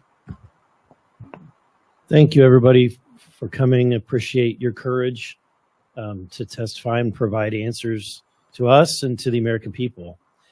Mr. Evans, is there an account? How many nonviolent J6 protesters? 900. There have been 900 that have been prosecuted? Yes. And how many? Well, there's 900 nonviolent demonstrators. Of how many are still behind bars or are? Does anyone have an idea? It was 270 something at last count. There's some organizations do a much better job than me keeping count of that. I'd have to ask them to be here for those specifics. Somewhere around 270. There you go, 276 currently. And we know about the DC jail. Are there any other locations where they might be held? Yes, I think that's a very important topic because prison reform needs to be addressed because we've now seen not only the diesel therapy issues that are going on, we're still asking why in this day and age, what is performed, what specific function is performed in Oklahoma that every single J6 defendant needs to go through Oklahoma, then go somewhere else once they're arrested when they're removed. So that's a great question. But as far as there's facilities right now. There's individuals and facilities that have broken kitchens, non-functioning kitchens where they're shipping in food, and this has been going on for months due to fires. We've addressed some of these issues in some of the trials. Again, why I think there's meaningful conversations to be had about prison reform and what's happening in the Bureau of Prisons and these privatized prison systems and how there's massive failure to take care of people that do have rights. Thank you. Mrs. Bowen, appreciate your testimony, and I understand my question you may not be able to answer, but my question was, your husband is a patriot. He served his country. He fought for his country. He's disabled because he served his country. He had 7 tours in Iraq and Afghanistan. It's unbelievable, and this is the way his country treats him. But what I want to say to you is that he's still serving his country. He's doing it a different way, and he's a patriot in a different way. And I hope the American people understand that. I hope and pray that he hears that message. And so, do you have any comments about how he is doing as a, how are his spirits? He's managing. He spends a lot of time. He's currently in the CTF. He spends a lot of time in his cell by himself. A lot of that is due to his PTSD, and he has severe social anxiety and generalized anxiety disorder. And so, we live in the middle of the country. We have a bunch of dogs. He has a service dog. And so his best friends are animals. He doesn't spend a lot of time around people because he has a lot of, well, if he's around, he won't be around crowds or anything like that. And being detained in a cell block, even though the January 6th, the pod that he is in right now, all of them are just normal human beings. None of them are criminals in nature. But just being around other people in close proximity all the time really bothers his PTSD. And so he retreats to his cell and goes and reads his Bible almost 14 hours a day, just so that he can manage, because they won't allow him some of the accommodations that he needs, to include things as minor as earplugs. He has hearing aids. They did finally allow those. But they will not pair them with his tablet in order for him to be able to speak to me. So he has to take his hearing aids off to use the tablet, because he has to use certain earbuds with the tablet. And there's just a lot of accommodations that are lacking with him being a disabled person. And they cannot and will not make proper accommodations for anybody with disabilities. And just the callousness of the system to those disabilities, whether it's a combat veteran or just a normal disabled person. They only want to throw narcotics at people if you're in pain. My husband, like I said, he's a recovered addict, and from pain pills. And there's absolutely nothing that can be done for his pain right now because he does not take narcotic medications. And so he can't do the therapies that he needs as well, because without the presence of his holistic medication, he can't do the therapy without being in horrific pain. And so he's just managing with some Wim Hof breathing methods and a bunch of stretching and retreating to his cell whenever possible. We're here to fight on your behalf and to fight. He fought for us. This is the way I view it. He fought for our country to keep us safe and to protect our rights. And it's our job as elected officials to fight for him and everyone. And so that's why I'm here and want to do everything I can. Sadly, I wish that we had more that were willing to actually fight on this. And I'll be doing what I can physically, but I'll also be fighting for your husband on my knees in prayer. And you can count on it. So, Ms. Rivera, as well, I just want to say to you again, and I want to say it because I mean it, your husband is a patriot. The fact that he's served his country, and now he's serving it again. And I just want to relay that message. I hope that you can relay that to him the way that we feel. Oh, he's actually here. Thank you. Thank you for your service to our country. Mr. Evans, I wanted to ask, actually, I'm going to go to Mr. Gross. Would you say that this is unique in America's history, where we're seeing this level of 2 tiers of the justice system? I think that the juxtaposition of Black Lives Matter during that period and January 6th makes it so stark. There is in the federal courthouse, there's a little display area that when you walk from the elevators to the cafeteria, and it has all the accomplishments of the court. So one of them says First Amendment, and it has a little blurb. It's like a little kind of museum about things that happen. And it says that in the 1970s, there were the May Day riots, and they rounded up a whole bunch of people and arrested everybody for rioting in DC. And then everybody was let go and compensation was given to them later. So when the first time I argued the 231A3 charge, the one about civil disorder, I was arguing it and the judge's opinion came out, and they cited United States v. Hoffman. And the clerk even wrote, I think, or the judge wrote, and this case was the famous case of Abby Hoffman, the famous person who was arrested during the May Day riots, was, whatever it was, very interesting. So I wrote in my brief, I cited, if you see that little display downstairs, it says that those people were all actually let go. So I do believe that there is hope that at some point there will be a new administration that will look into this and end this madness. But in terms of having this ever happened in United States history, I mean, there was the Whiskey Revolution that goes back 200 years, Whiskey Rebellion, and those people were pardoned. And that was far worse than anything that we're seeing today. So I don't think we've seen this level of vindictiveness. Ironically, since January 6th, we've seen protests happen in Russia, okay, over the war against Vladimir Putin by his own people.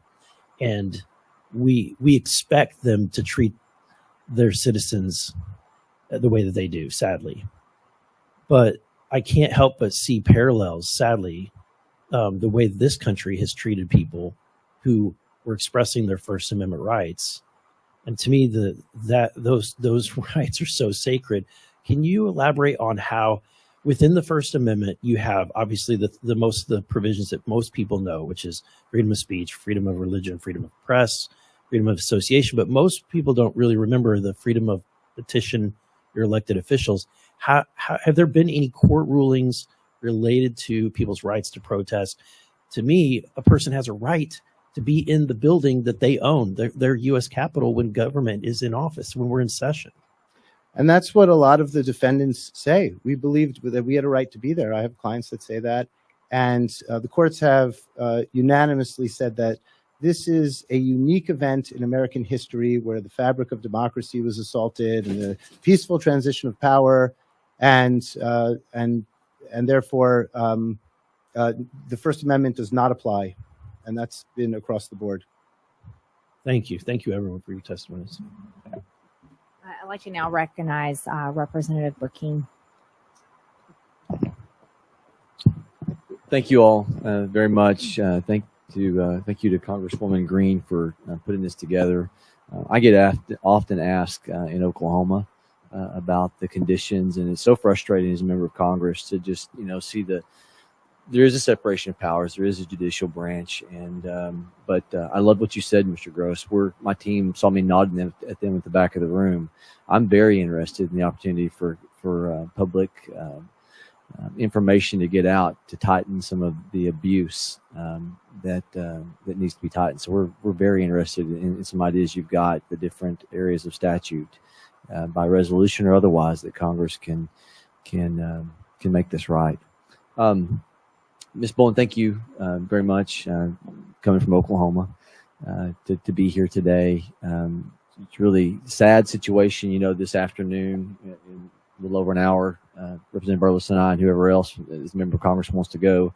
We're going to go try to visit with Benjamin, your husband, Burlew, who has a Bronze Star for valor. I mean, that's so important to note.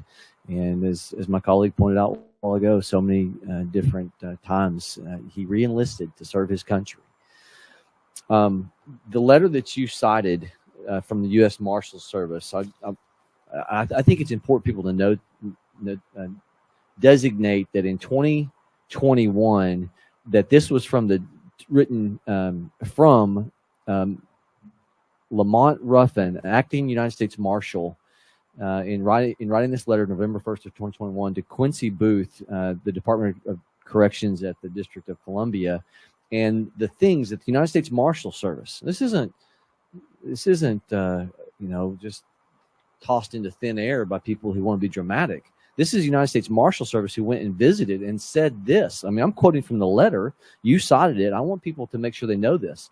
The United States Marshal Service concluded their letter by saying, I have forwarded the results of my inspection to the DOC, to the Department of Justice Civil Rights Division, for review of potential violations of civil rights of institutionalized persons. What were they talking about? What had they seen? This United States Marshal said that they had seen, DOC staff has confirmed that we have seen that water to cells is routinely shut off for punitive reasons.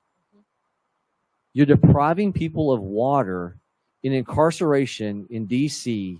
because you want to be punitive, and anyone who uses the term political prisoners is questions for whether or not it's accurate or not.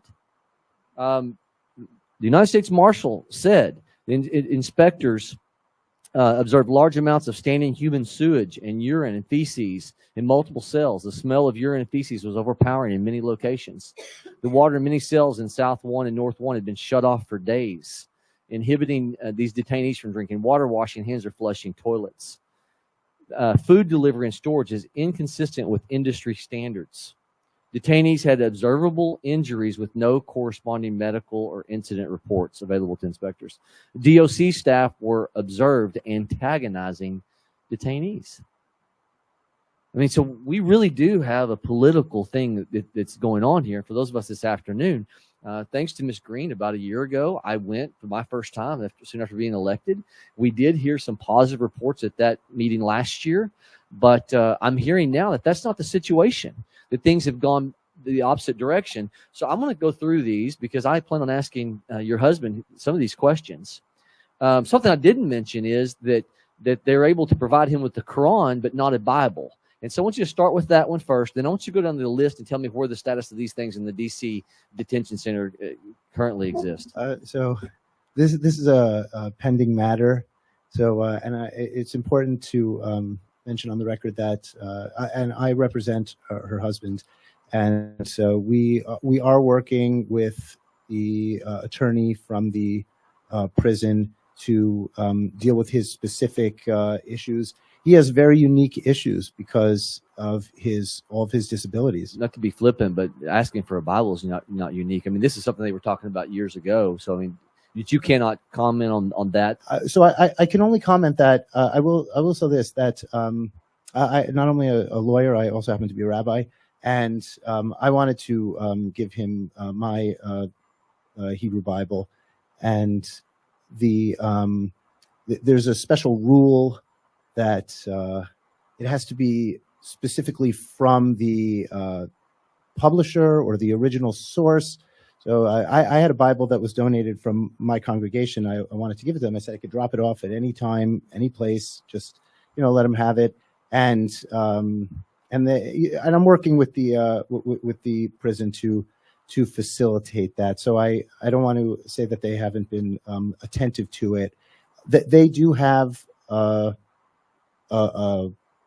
different story in terms of what the access was. So we haven't litigated that yet. So I don't want to.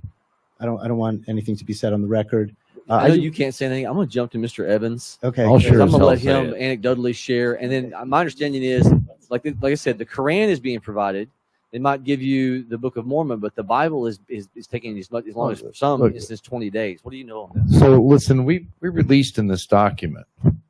Contained in here is the re-education material that was provided to the January 6th defendants. And if you start reading through just the titles alone, you'll start to quiver. I did. I was very upset. You mean this is systematic? They're trying to reprogram them. This is the reprogramming information given to them on their tablet.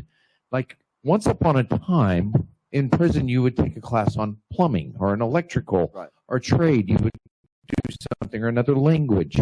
They were actually given credit for taking classes on, may I share a couple of titles?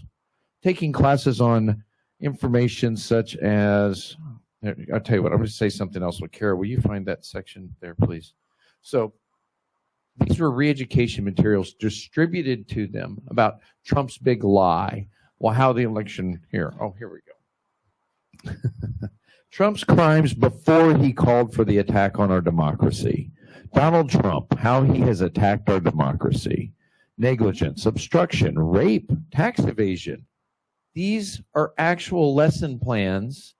Take a look at the tablet, ask them to show you, that were available to them in the jail. In addition to this, So they want to give you this, but the moral standards of the Bible, you're going to restrict that. if we haven't noticed, there's been certainly, we want to promote one thing in religion and remove another. It's been a consistent method.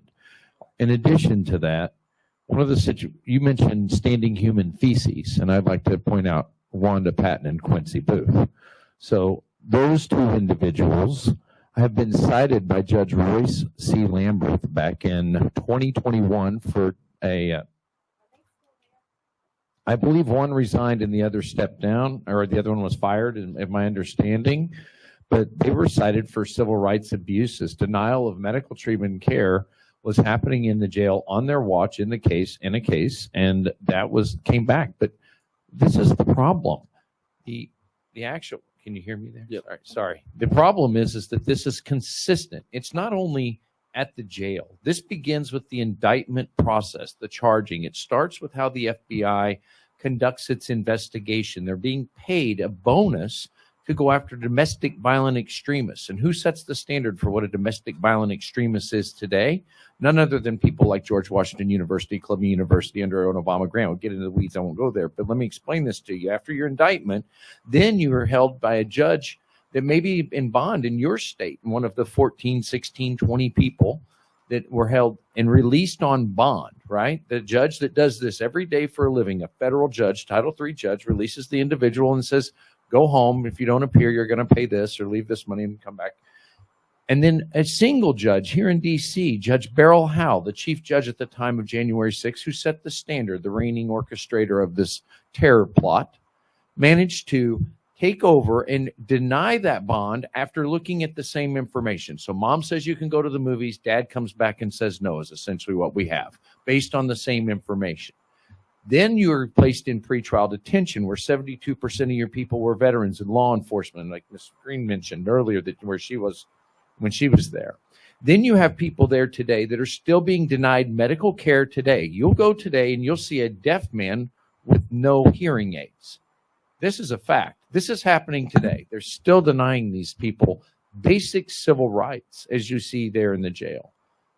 I don't know what else to tell you about the facts of the matter other than we continue to deliver this information. And I thank you, all of you, for taking the time to have us here and let this first meaningful conversation, to which I pray there are many more, to expose the deficiencies of our justice system, our legal system, and what's happening to American citizens. We used to fight communism abroad, and now we have people in these United States running from it, from the states and the fabric of these United States.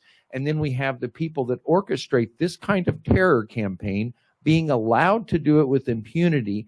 As I look around at fellow Americans watching their lives destroyed, their families destroyed, their children destroyed, and all of the testimony that you've heard here today. Well, when you got a United States Marshal saying that this is inhumane and it rises to a level that I just decided. So here's where I'm going to go, and I want to kind of wrap up. Donner Chippewa's left in the queue here. Ms. Bowen, so that was 2021 when this letter was written. I want you to give us, from your experience, what I'm going to hear from your husband today as current status. I'd like to hear from you. Some of those things that I listed out, what are some of those things that are still current status that we can expect to see? So if I can answer, is that we are so grateful that you are going today. And we actually are looking for you to report that because, and this I will say, is that when I was first retained by Ben Berlew, I reached out to the government right away and I said, I was more forceful than I've ever been for January 6th. I said, this man is an American hero. He's 100% disabled.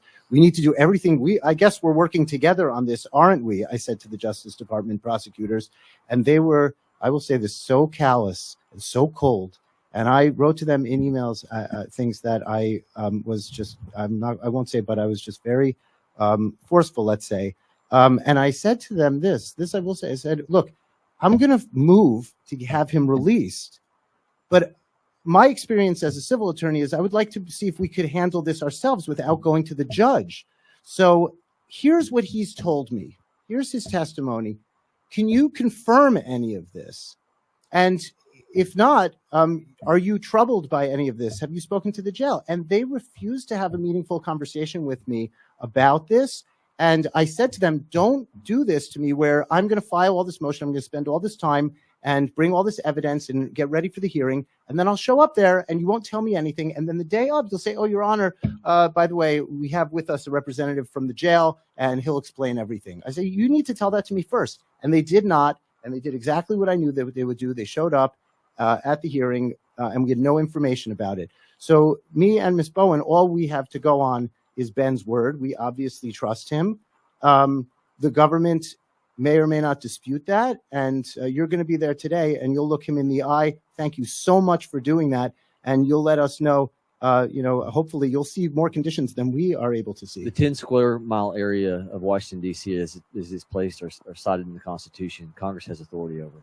So it's amazing. Whether you're left or right or indifferent, when justice is being perverted and people are being treated like this, this is not the republic of our founding fathers. And so I take it very, very much. And if I may say one last word, Congressman, what we would like to know is that we only have the public documents available to us. From everything that we've seen, the last report was June 7th, and they said that nothing's been done. We can't believe that to be true, that nothing's been done since Judge Lampert's contempt order 3 years ago. We hope that you will come back with the report to us and to the American people. Just to add on for everyone watching at home and for you all here in this hearing, we wrote a report called Unusually Cruel back in 2021 after we went into the jail and witnessed everything that was happening. It's important to read it because it's still true today, given that 17 inmates have died. These aren't just January 6th defendants. These are people that are being held in this jail. 17 have died. So that tells you that they never improved their situation. Although you'll find out today when you go in, it's cleaned up and looks pretty for your visit because they did that for me, but not in November of 2021. We saw it when it is. Also, the reports that I was given back is anytime I brought up the jail and attacked how people staying in the jail were treated, and maybe Mr. Evans, you can say if this is true, the January 6th defendants were treated very harshly. Is that true? Yes, when the calls come in, the complaints, and the members of Congress contact the jail and address a specific matter, there is retaliation. There is well-documented retaliation. This has occurred over and over again. The people just a couple of miles from this building are abusing United States citizens, abusing United States veterans, just miles from this building, right under your very nose. Pre-trial. And they clean it up. Not convicted. I don't give a damn when it happened. But I'm saying they're not convicted. No. Pre-trial or convicted either way, we don't have the right to abuse United States citizens, and particularly not United States veterans that put their life on the line for this country. This is absurd. You were abused because I brought up the jail. They absolutely can be. Listen. I went to federal prison on the weekends. I had to go to a maximum security federal prison on the weekend. This is so ridiculous. And they bragged about putting me where they held the 9/11 terrorists in Houston on the weekend on a misdemeanor. I mean, and like I said, I'm a very fortunate outcome of this. I've had a great outcome. There's so many people that we should be talking about, like the Burlew situation, like the Rivera. Just to make sure for everyone watching, you never attacked a police officer. You didn't cause any damage to the Capitol, and this is how you were. I never harmed a soul. Right. I never touched a piece of property that didn't belong to me. I drank a shot of whiskey that belonged to me. And if drinking in the United States Capitol were a crime, Nancy Pelosi would be doing life in prison. Thank you, Mr. Evans. Okay, we've got one more question. Look, under the guise of that we ought to control the 10 square mile area and have authority over it, Ms. Castronuova, you mentioned that there was an autopsy report for Rosanne Boon that was withheld from the family. Who was the deciding factor for that autopsy report? The coroner's office and the government didn't. They contacted the Metro Police. What and government? What coroner? The coroner, the DC coroner. Okay. Withheld her report, and they had to raise $30,000 with a give and go, so that they could hire a lawyer to FOIA and sue for their daughter's autopsy report. So it was, incredible. You know, it's her next of kin, it's her parents, and they wouldn't give them her report. And so the media reported that it was a drug overdose. The autopsy report, I think you said, showed that there was tear gas in her lungs and she had broken ribs. Broken ribs. Was that the only thing that led to her demise? They like the second. So when they finally got the results of the first autopsy report, they were able to conduct an independent second report, and that report concluded that she did not die of a drug overdose. The first report from the DC coroner that was reported wildly by the mainstream media, and you know, this is several months later after it was already solidified in the media, said she had died of a drug overdose, said that she only had a minuscule amount of Adderall, which she had a prescription for, and caffeine in her blood, that she did not overdose, and that, you know, they couldn't say exactly what she died from, but it wasn't an overdose, that she had multiple broken ribs and her lungs and her whole body was covered inside with tear gas and pepper From spray. the beating that she took from Layla Morris with the Metro Police, was there anything other than broken ribs that would be attributed to the stick beating? Yeah, sure. Like her face was completely bleeding, and in the picture I showed, you could see.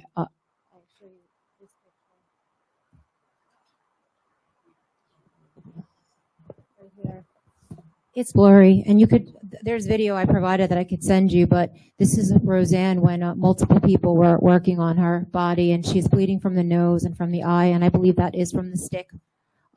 These are people that were working on her. A lot of them are in prison today, including Sheriff McAbee, who was really fighting to save her life. This is the West Tunnel that you guys mentioned before, where most of the violence took place, and the two videos that I provided, you guys could watch later, will show just why people were so angry and so quote unquote violent. They were reacting to Rosanne Boylan being beaten and multiple other women like Victoria White being beaten in that area. And these guys were just like enraged and furious. So let's just be clear on this. Derek Chauvin was sentenced to 21 years in prison for unintentional second-degree murder, third-degree murder, second-degree manslaughter when George Floyd died. But Layla Morris has not been charged, has not seen a day in court for a beating of a woman, and it's on video, and there's pictures, and now there's you're telling us that there is a coroner's report on her injuries? Right. There's a coroner's report saying that she had injuries that were from force. You talk about a two-tier justice system in this country. Okay, thank you. I'd like to yield time to Representative Chip Roy. I think that, can you guys hear me? My own? Well, I thank gentlelady from Georgia, my friend, for holding this hearing or forum, and my colleague from Missouri and Oklahoma from joining, and then all of you all for being here in those in the audience. You know, it's, I think, worthy of noting that the official proceedings in the United States Congress, including those led by Republicans in the majority over the last 19 months, or whatever we've been in the majority, 20 months, have not been sufficient.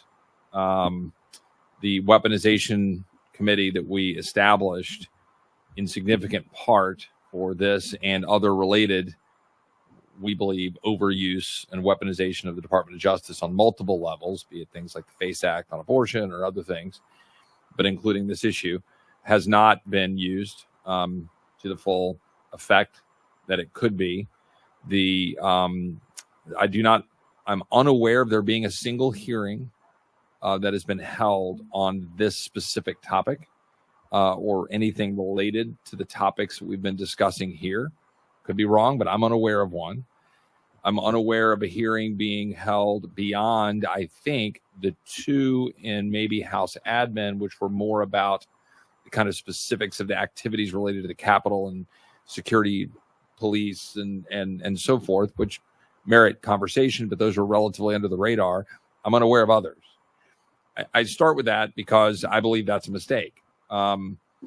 And, you know, there are people who don't want to talk about it because think it's politically, you know, difficult to talk about and so forth. Look, I'm a seek truth wherever it may lead guy. And sometimes those truths lead to a place that fit a narrative and sometimes they don't. But when you're talking about justice, that's what it's supposed to be about. So this is an important forum hearing conversation that we have here, we had to do a similar kind of off or unofficial, if you will, hearing about 3 weeks ago on the assassination attempt, which was it's ridiculous that we haven't had more and haven't had them more quickly. So that's that point. I would observe that it's noteworthy. There's a mic here. It's noteworthy that Merrick Garland was reported to have said, I think on August 27th, something to the effect of, I think our prosecutions have made clear what we think about people who try to interfere with the peaceful transfer of power, which was not even really a veiled threat, right, in terms of the use of the Department of Justice. Again, that's not a statement of pursuing justice. That's not a statement. Look, and justice is about deterrence of certain activity, I acknowledge. But this is a statement by the Attorney General of the United States basically saying, yeah, bragging about close to 1,500 prosecutions and doing so in a political context. That's what that was. That was a political statement.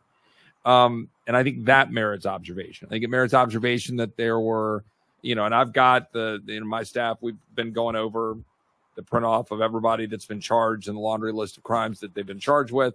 If you look at this and you see the pink and you see there's pink and yellow, those are the parading and the obstruction charges that we're trying to highlight and go through and look and see and try to break down the charges, as has been acknowledged here by those testifying and those sitting up here. Nobody suggests that certain people shouldn't be prosecuted for certain actions. But I would note, I think my data is correct. Mr. Evans, correct me if I'm wrong. But roughly of the 1,400 plus, 140 something involved assault or engagement with a police officer, something of that zip code. Is that roughly correct? Yeah, so there's violence or property destruction kind of falling into one. Okay. Yeah, so they would and that'd be about 140 something. Yeah, but the 140, yes, sir. And the reason that matters is putting aside, because I can't adjudicate every one of those cases. I have to pour over every case. The lawyers do, Mr. Gross. And I'm a former federal prosecutor. I mean, you have to go through and look. Say, okay, what's the statute? Were the elements of the crime met? What did you plead to? All those things. So you go through it. Let me just assume those 140 something are somewhere in the zip code of justified, which isn't something you can fully assume, but you might, right? Let's assume those 140 something are justified.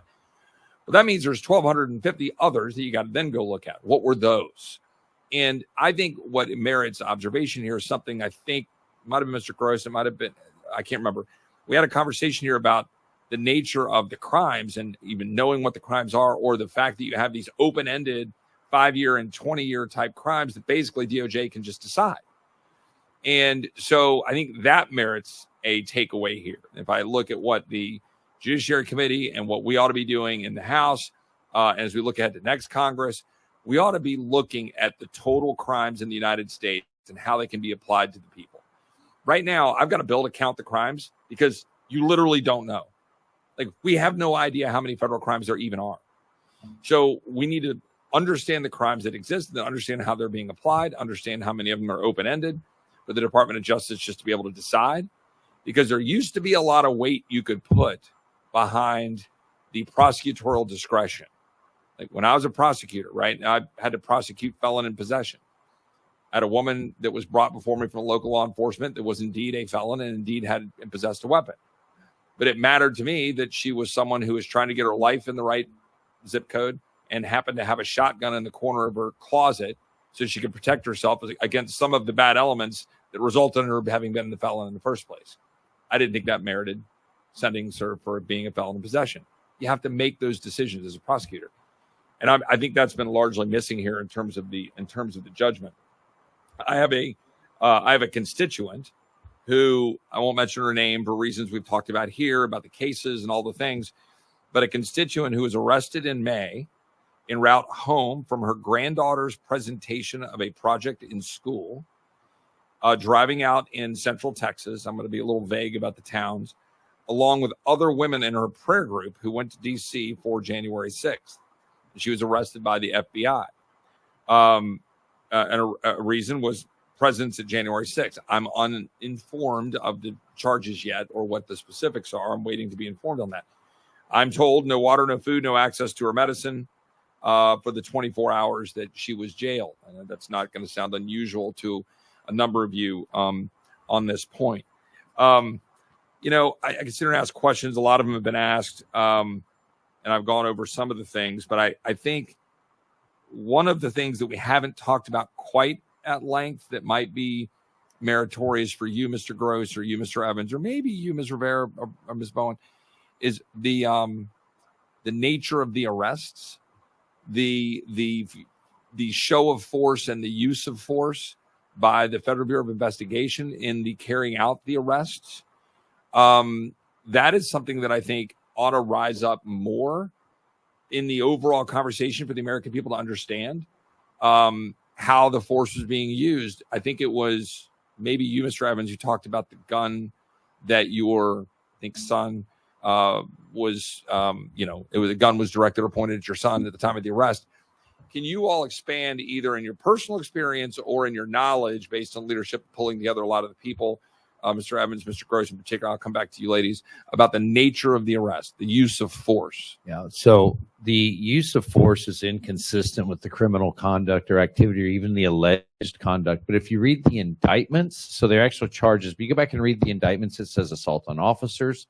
So you send out an FBI joint terrorism task force with the mentality that the individual that they're about to have to encounter and take into custody has been assaulting officers, property damage, destruction, responsible possibly even for death at the United States Capitol of an officer on January 6th. You fill their head full of this, then send them out.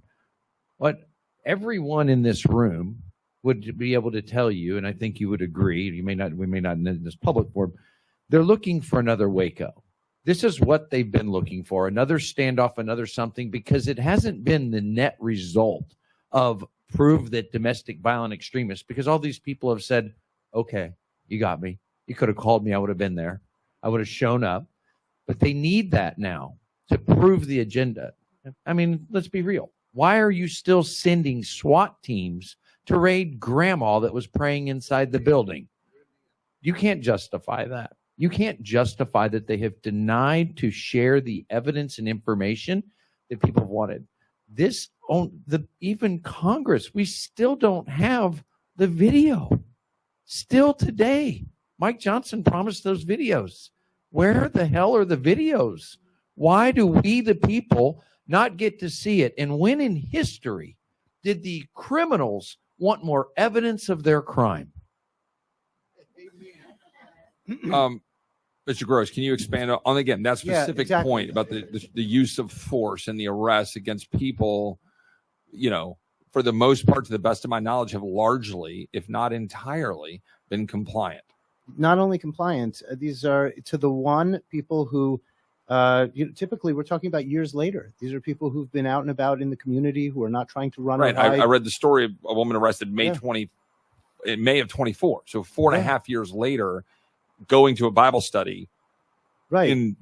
Not on a phone call. Hey, can you show up for arraignment? Can you show up for arrested with the FBI? And these are all people who would have been called, who would have gone in, and that's. I think that's really one of the jobs of Congress. I want to see an investigation, not just regarding January 6th, but who makes that call? I mean, we saw it with Roger Stone, that he was hardly a dangerous criminal.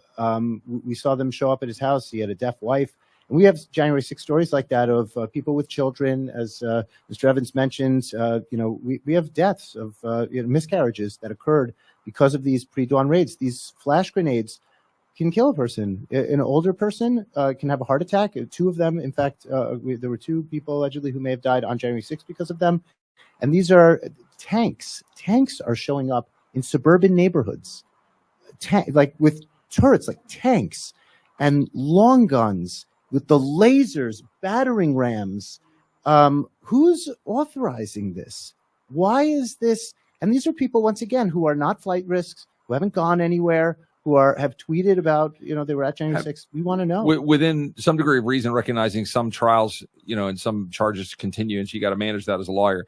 Has anybody compiled the sort of comprehensive list? I don't know if Julie has or anybody else, but anybody a comprehensive list of that use of force? Like, okay, well, X number of people are arrested, and we've got X, Y number. Yeah, so I'll get you some documentation. So the and I've seen some of it, but I mean to the T, has it been? Yes. Like of the 1,400. Yes. Can we say how many of the 1,400 had a specific show of force? And what was the nature of that show? I'm going to tell you that it's at least 80%. And can we figure out, and what do you mean by that? What is the characterization of that use of force for that 80%? You see what I'm saying? The use of a SWAT team was 80% plus. Okay.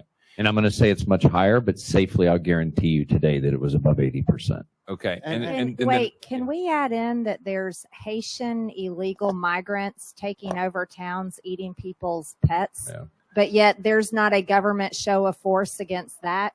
However, it is against these people that protested the election. Well, they're not as dangerous. Sorry to interrupt. No. I just wanted to interject that. Thank you. Of that 80% where there was a show of force in some degree of a SWAT team or what you just characterized, how many would you say was of the percentage? Again, I know we're ballparking here, but I'd love to know the exact numbers if you guys have them.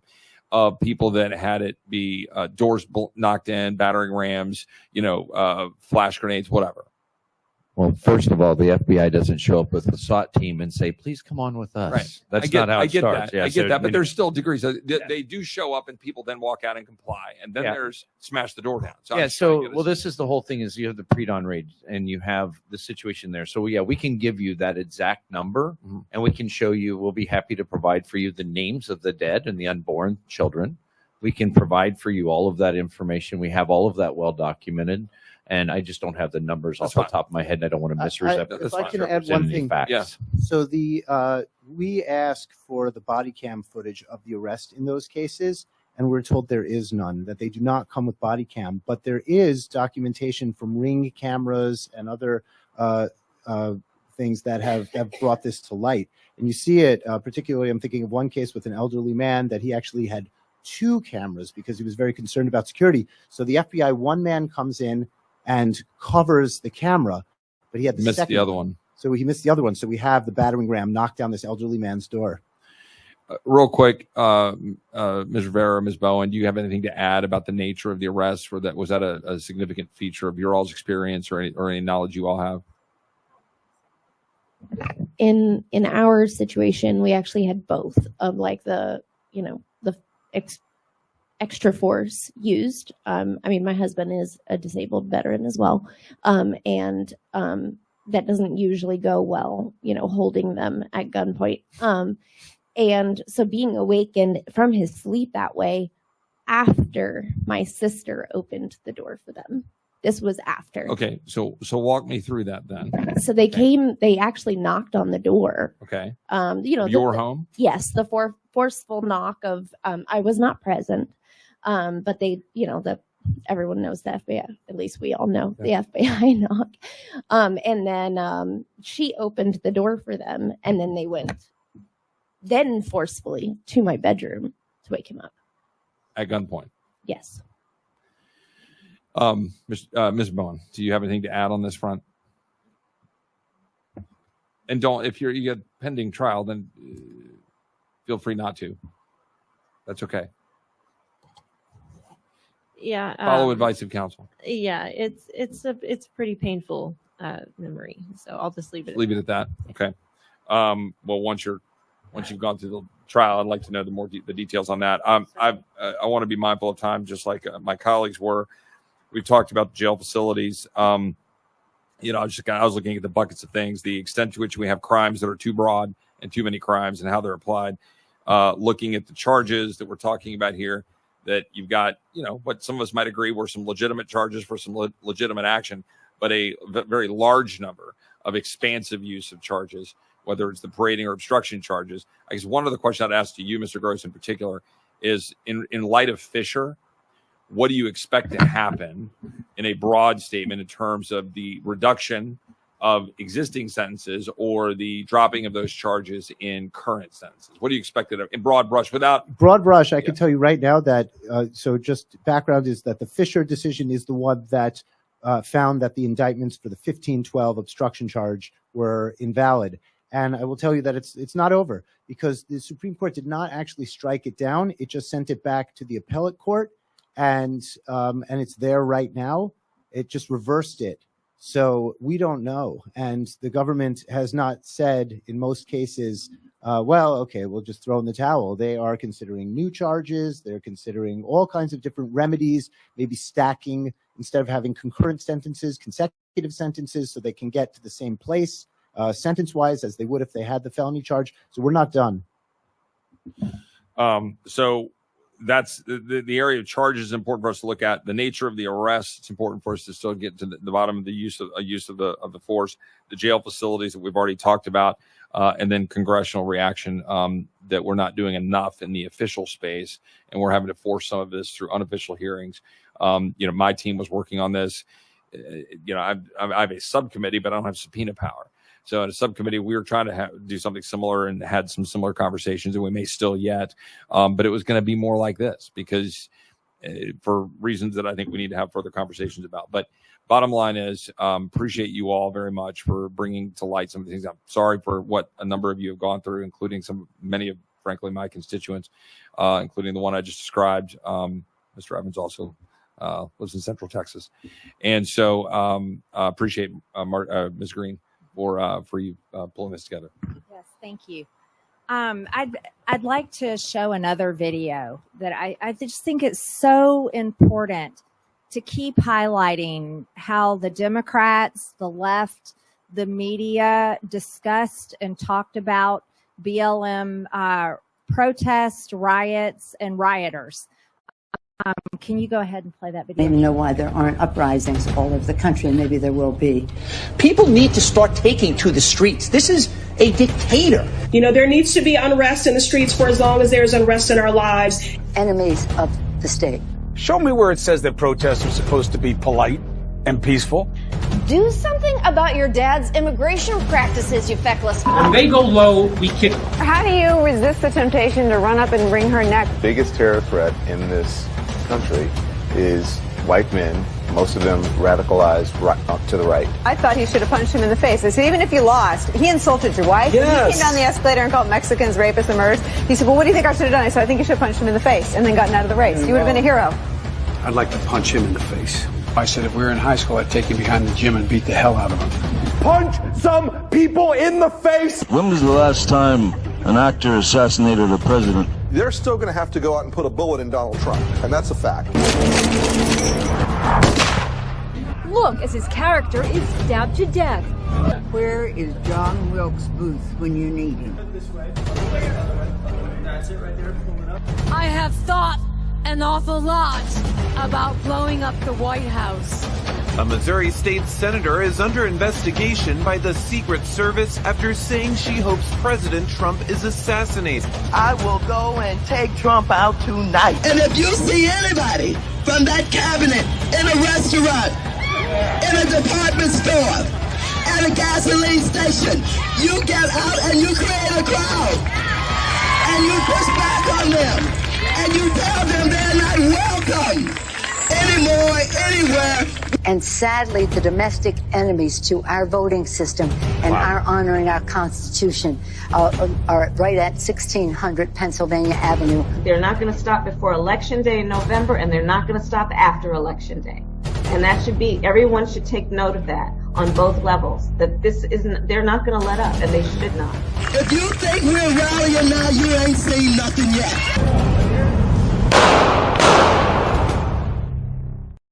Statement from our vice president where she said they are not going to let up and they should not. And then let's also point out that they almost got their way. Okay, they almost got their way. They did. They almost got their way. And I don't think that is said enough. And that is something that is so shocking to me. When I pulled these videos and I watched these videos before this hearing today, and I thought to myself, have you ever heard a Republican member of Congress like me making those statements? No. America never heard Republicans out there making those statements like Democrats did. And we wouldn't do that. And then people that cared about the election showed up and protested on January 6th after the left rioted nearly burned down so many communities, destroyed 93 police officers' vehicles, attacked police officers, all that went on. And I'll bring this up again because I think this is so valid. Derek Chauvin has been sentenced to 21 years in prison for the death of George Floyd, even though his autopsy report showed significant drug use. However, we have Layla Morris has never been even charged with anything for the death of Rosanne Boylan. That is one of the biggest things that is standing out to me. So I'm showing you all videos of what was said about George Floyd protests and riots and BLM protests and riots and showing you the result in this country of it. However, on January 6th, and that is what we're discussing in this hearing, a woman was murdered in the tunnel of the Capitol, and nothing has been done. Murdered, and it appears, I can't judge, I can't call convictions. I haven't read any of her autopsy report, but we have a video that was shown here with Rosanne Boylan laying on the ground being beaten by a Capitol police officer. Can we play that video again? Is that possible? Alec, can we show that again? Okay, thank you. Not my video where... Nick, can you come up and do that, please? And if I might say, there's a second video that shows all the protesters trying to revive her and the cops attacking the protesters. And most of those are the guys that went to jail, that were in the West Capitol and are still in jail. And some of them haven't even gone to trial. Just give us 1 second. Technical difficulties. This is your government at work. Mm-hmm. Oh. Okay, so the room next to us has cut our audio for our videos. Maybe someone can go talk to the room next door. So here's the video of Rosanne Boylan laying on the ground unconscious, continued to be beaten by a Capitol police officer, and there's been no charges against for Layla Morris for this. Yeah, thank you for bringing that in. If you could play the second video, I think that one's more compelling because it really shows how the people were just so distraught and what they were reacting to. It's only 20 seconds.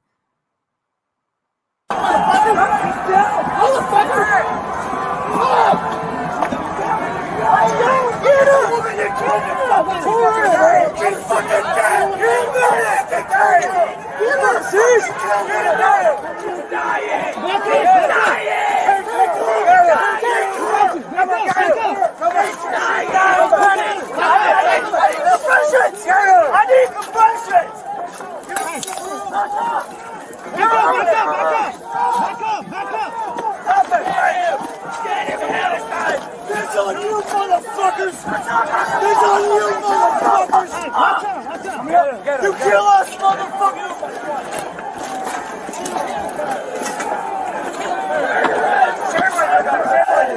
Turn your fucking badge! Shame on you! Look killer!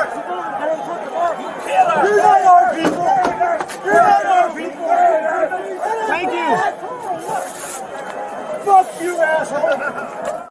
Been told. I know. This is an untold story in America today. If you could just play the third one, just so you could see this, Miss Greene, it's really just heartbreaking. And if you could take the time later to just hear the audio on this and the despair in these people. And like I said, this was reactionary.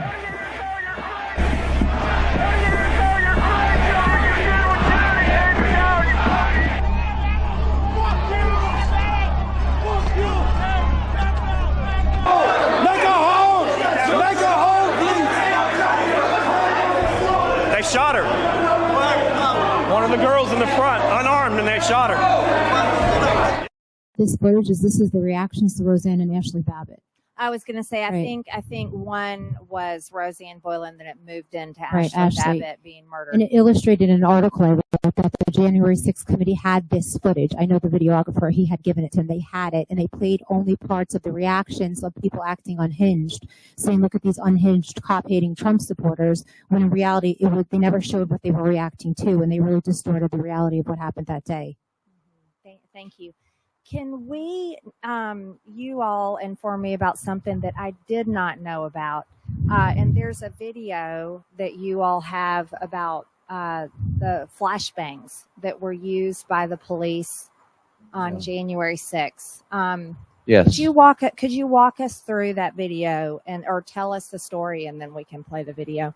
There's a number of situations. It's not just the flashbangs, it's the pepper balls, it's the rubber bullets. The misuse of munitions is holistic throughout the day by certain officers. So we talked about this earlier in the sense of sharing with you that what I want you to understand is when you misuse these munitions, it's against the usage because of safety reasons. You don't fire them from a height because they're designed to be used where you hit from the sternum and below because for safety, because you can kill somebody with these rubber bullets. These canisters can kill somebody. They become, what happens is this non-lethal intent can suddenly become a lethal object by the misuse of it, as well as the CS gas being sprayed and abused the way it was, where it's in an enclosed area. In addition to that, so where you start the day where they really screw this up is with Daniel Tao. So the officer, THAU, however it's pronounced, they make these errors in judgment throughout the day where it's inconsistent with both the directive of use of the munition, and it's a horrific mistake to fire it into the wind over the heads of your officers. So they started that process. Then he misfires one and fires it into his own police line, which is what broke up the police line and created the surge at 226. Not the lie that was told in the select committee that President Trump's tweet caused it, and me on the megaphone telling people from the Capitol steps, which was the fraudulently altered video. Right. So let's pause here and all recognize, and I think this is so important to recognize, that we do want to have the safety and security of the Capitol. That is an absolute truth, and it's something that we have to uphold. That should have been done by the Speaker of the House, Nancy Pelosi, before January 6th. President Trump had signed off going ahead and giving permission for the National Guard to be present on January 6th due to intel threats that had come in before this day, even back into December. It's also known that Nancy Pelosi was briefed back in December about threats that were going to come in. The Speaker of the House is responsible for the security of the Capitol. That is the Speaker of the House's job. She should have had the National Guard present at the Capitol, and President Trump wanted the National Guard present at the Capitol for the safety and the security for every single person there. Lawmakers, people that work at the Capitol, as well as protesters. That would have been the most important thing to happen. Now, you're telling us a story, and we're about to watch the video of this was DC police, correct? DC police were there on Capitol grounds because the National Guard was not brought in to be prepared for that day of protest. Now, the DC police we're about to see, we're going to use what were they about to fire? So and as you'll see, you happen to mention the DC police again. I don't think it's fair to talk about the DC police without mentioning an article we did on this and the information in the document that says that it's called A Legacy of Violence and Brutality. The DC police force is the 9th most violent police force in the United States of America, if you weren't aware. This is all rated by an independent organization. They're not a political or partisan organization. They rate police forces, and DC is consistently in the top 15 over the last 30 years, most violent police forces in the nation. Well, I will say, having to work in Washington, D.C., this is a town that has a lot of crime, is some of the highest crime in the nation. I'm not here to disparage police officers. I actually stand with police. I do too. And fully support them. So we do want to make that statement. But let's talk about this video because it's on January 6th. And I believe this shows the whole reason why the Capitol Police or the police left their line that they were holding, and how police officers end up being injured because of another officer's actions. Yeah. Okay. And Well, I think, can we talk about the comparison to how police with the DOJ handled the cases January 20, 2017, and its MPD essentially did the same thing, but those people won $4.3 million civil suit against MPD, while the people of January 6th were sent to prison? Yes, that's a good comparison. On President Trump's inauguration day, the protesters that caused unbelievable damage to Washington, D.C. Correct. ended up being awarded, what was it, $4.3 million. So somehow this city and this government makes a habit of paying leftist protesters and rioters, however, locks up protesters and rioters from the right. Which is all the more reason that we have to have change of venue, and laws like Haldeman that were put in the books here were a mistake. These things were a mess. The change of venue work that we did shows that there's a clear bias. And interestingly enough, wouldn't you agree, Congressman, that if the federal government has institutionalized the idea that implicit bias and inherent bias are indisputable, that these things happen and they're beyond your control to recognize them, therefore we have to have DEI policies throughout our organizations, our lives, and making sure that everything goes as such? Why do they only want to not imply that same logic to jurors? Well, I think that we can clearly state for a fact, based on the court cases that have happened for January 6th defendants, for President Trump himself also, you can't get a fair trial in Washington, D.C. No, you can't. It's a very hard left bias. How we doing? It's not loading. Don't forget that the judges. Oh, I'm yeah, so sorry. serious. Okay. We can post it later to my social media. So for those watching at home, this is an important video. It was one I had not seen until today, and thank you for bringing it. And we can post it to my social media. I think that was one of the last things I wanted to talk to you all about. Basically, I want to thank each of you for being here today. This was a very much needed hearing. We need many more of them because obviously, Ms. Castronuova, I mean, you've pointed out the extreme bias in the media is clear, where you're being censored, deplatformed, and silenced for trying to tell the truth and report and do your job as a journalist. Clearly, the media has chosen one side of the story, and it's the one that goes along with the current administration that's in charge.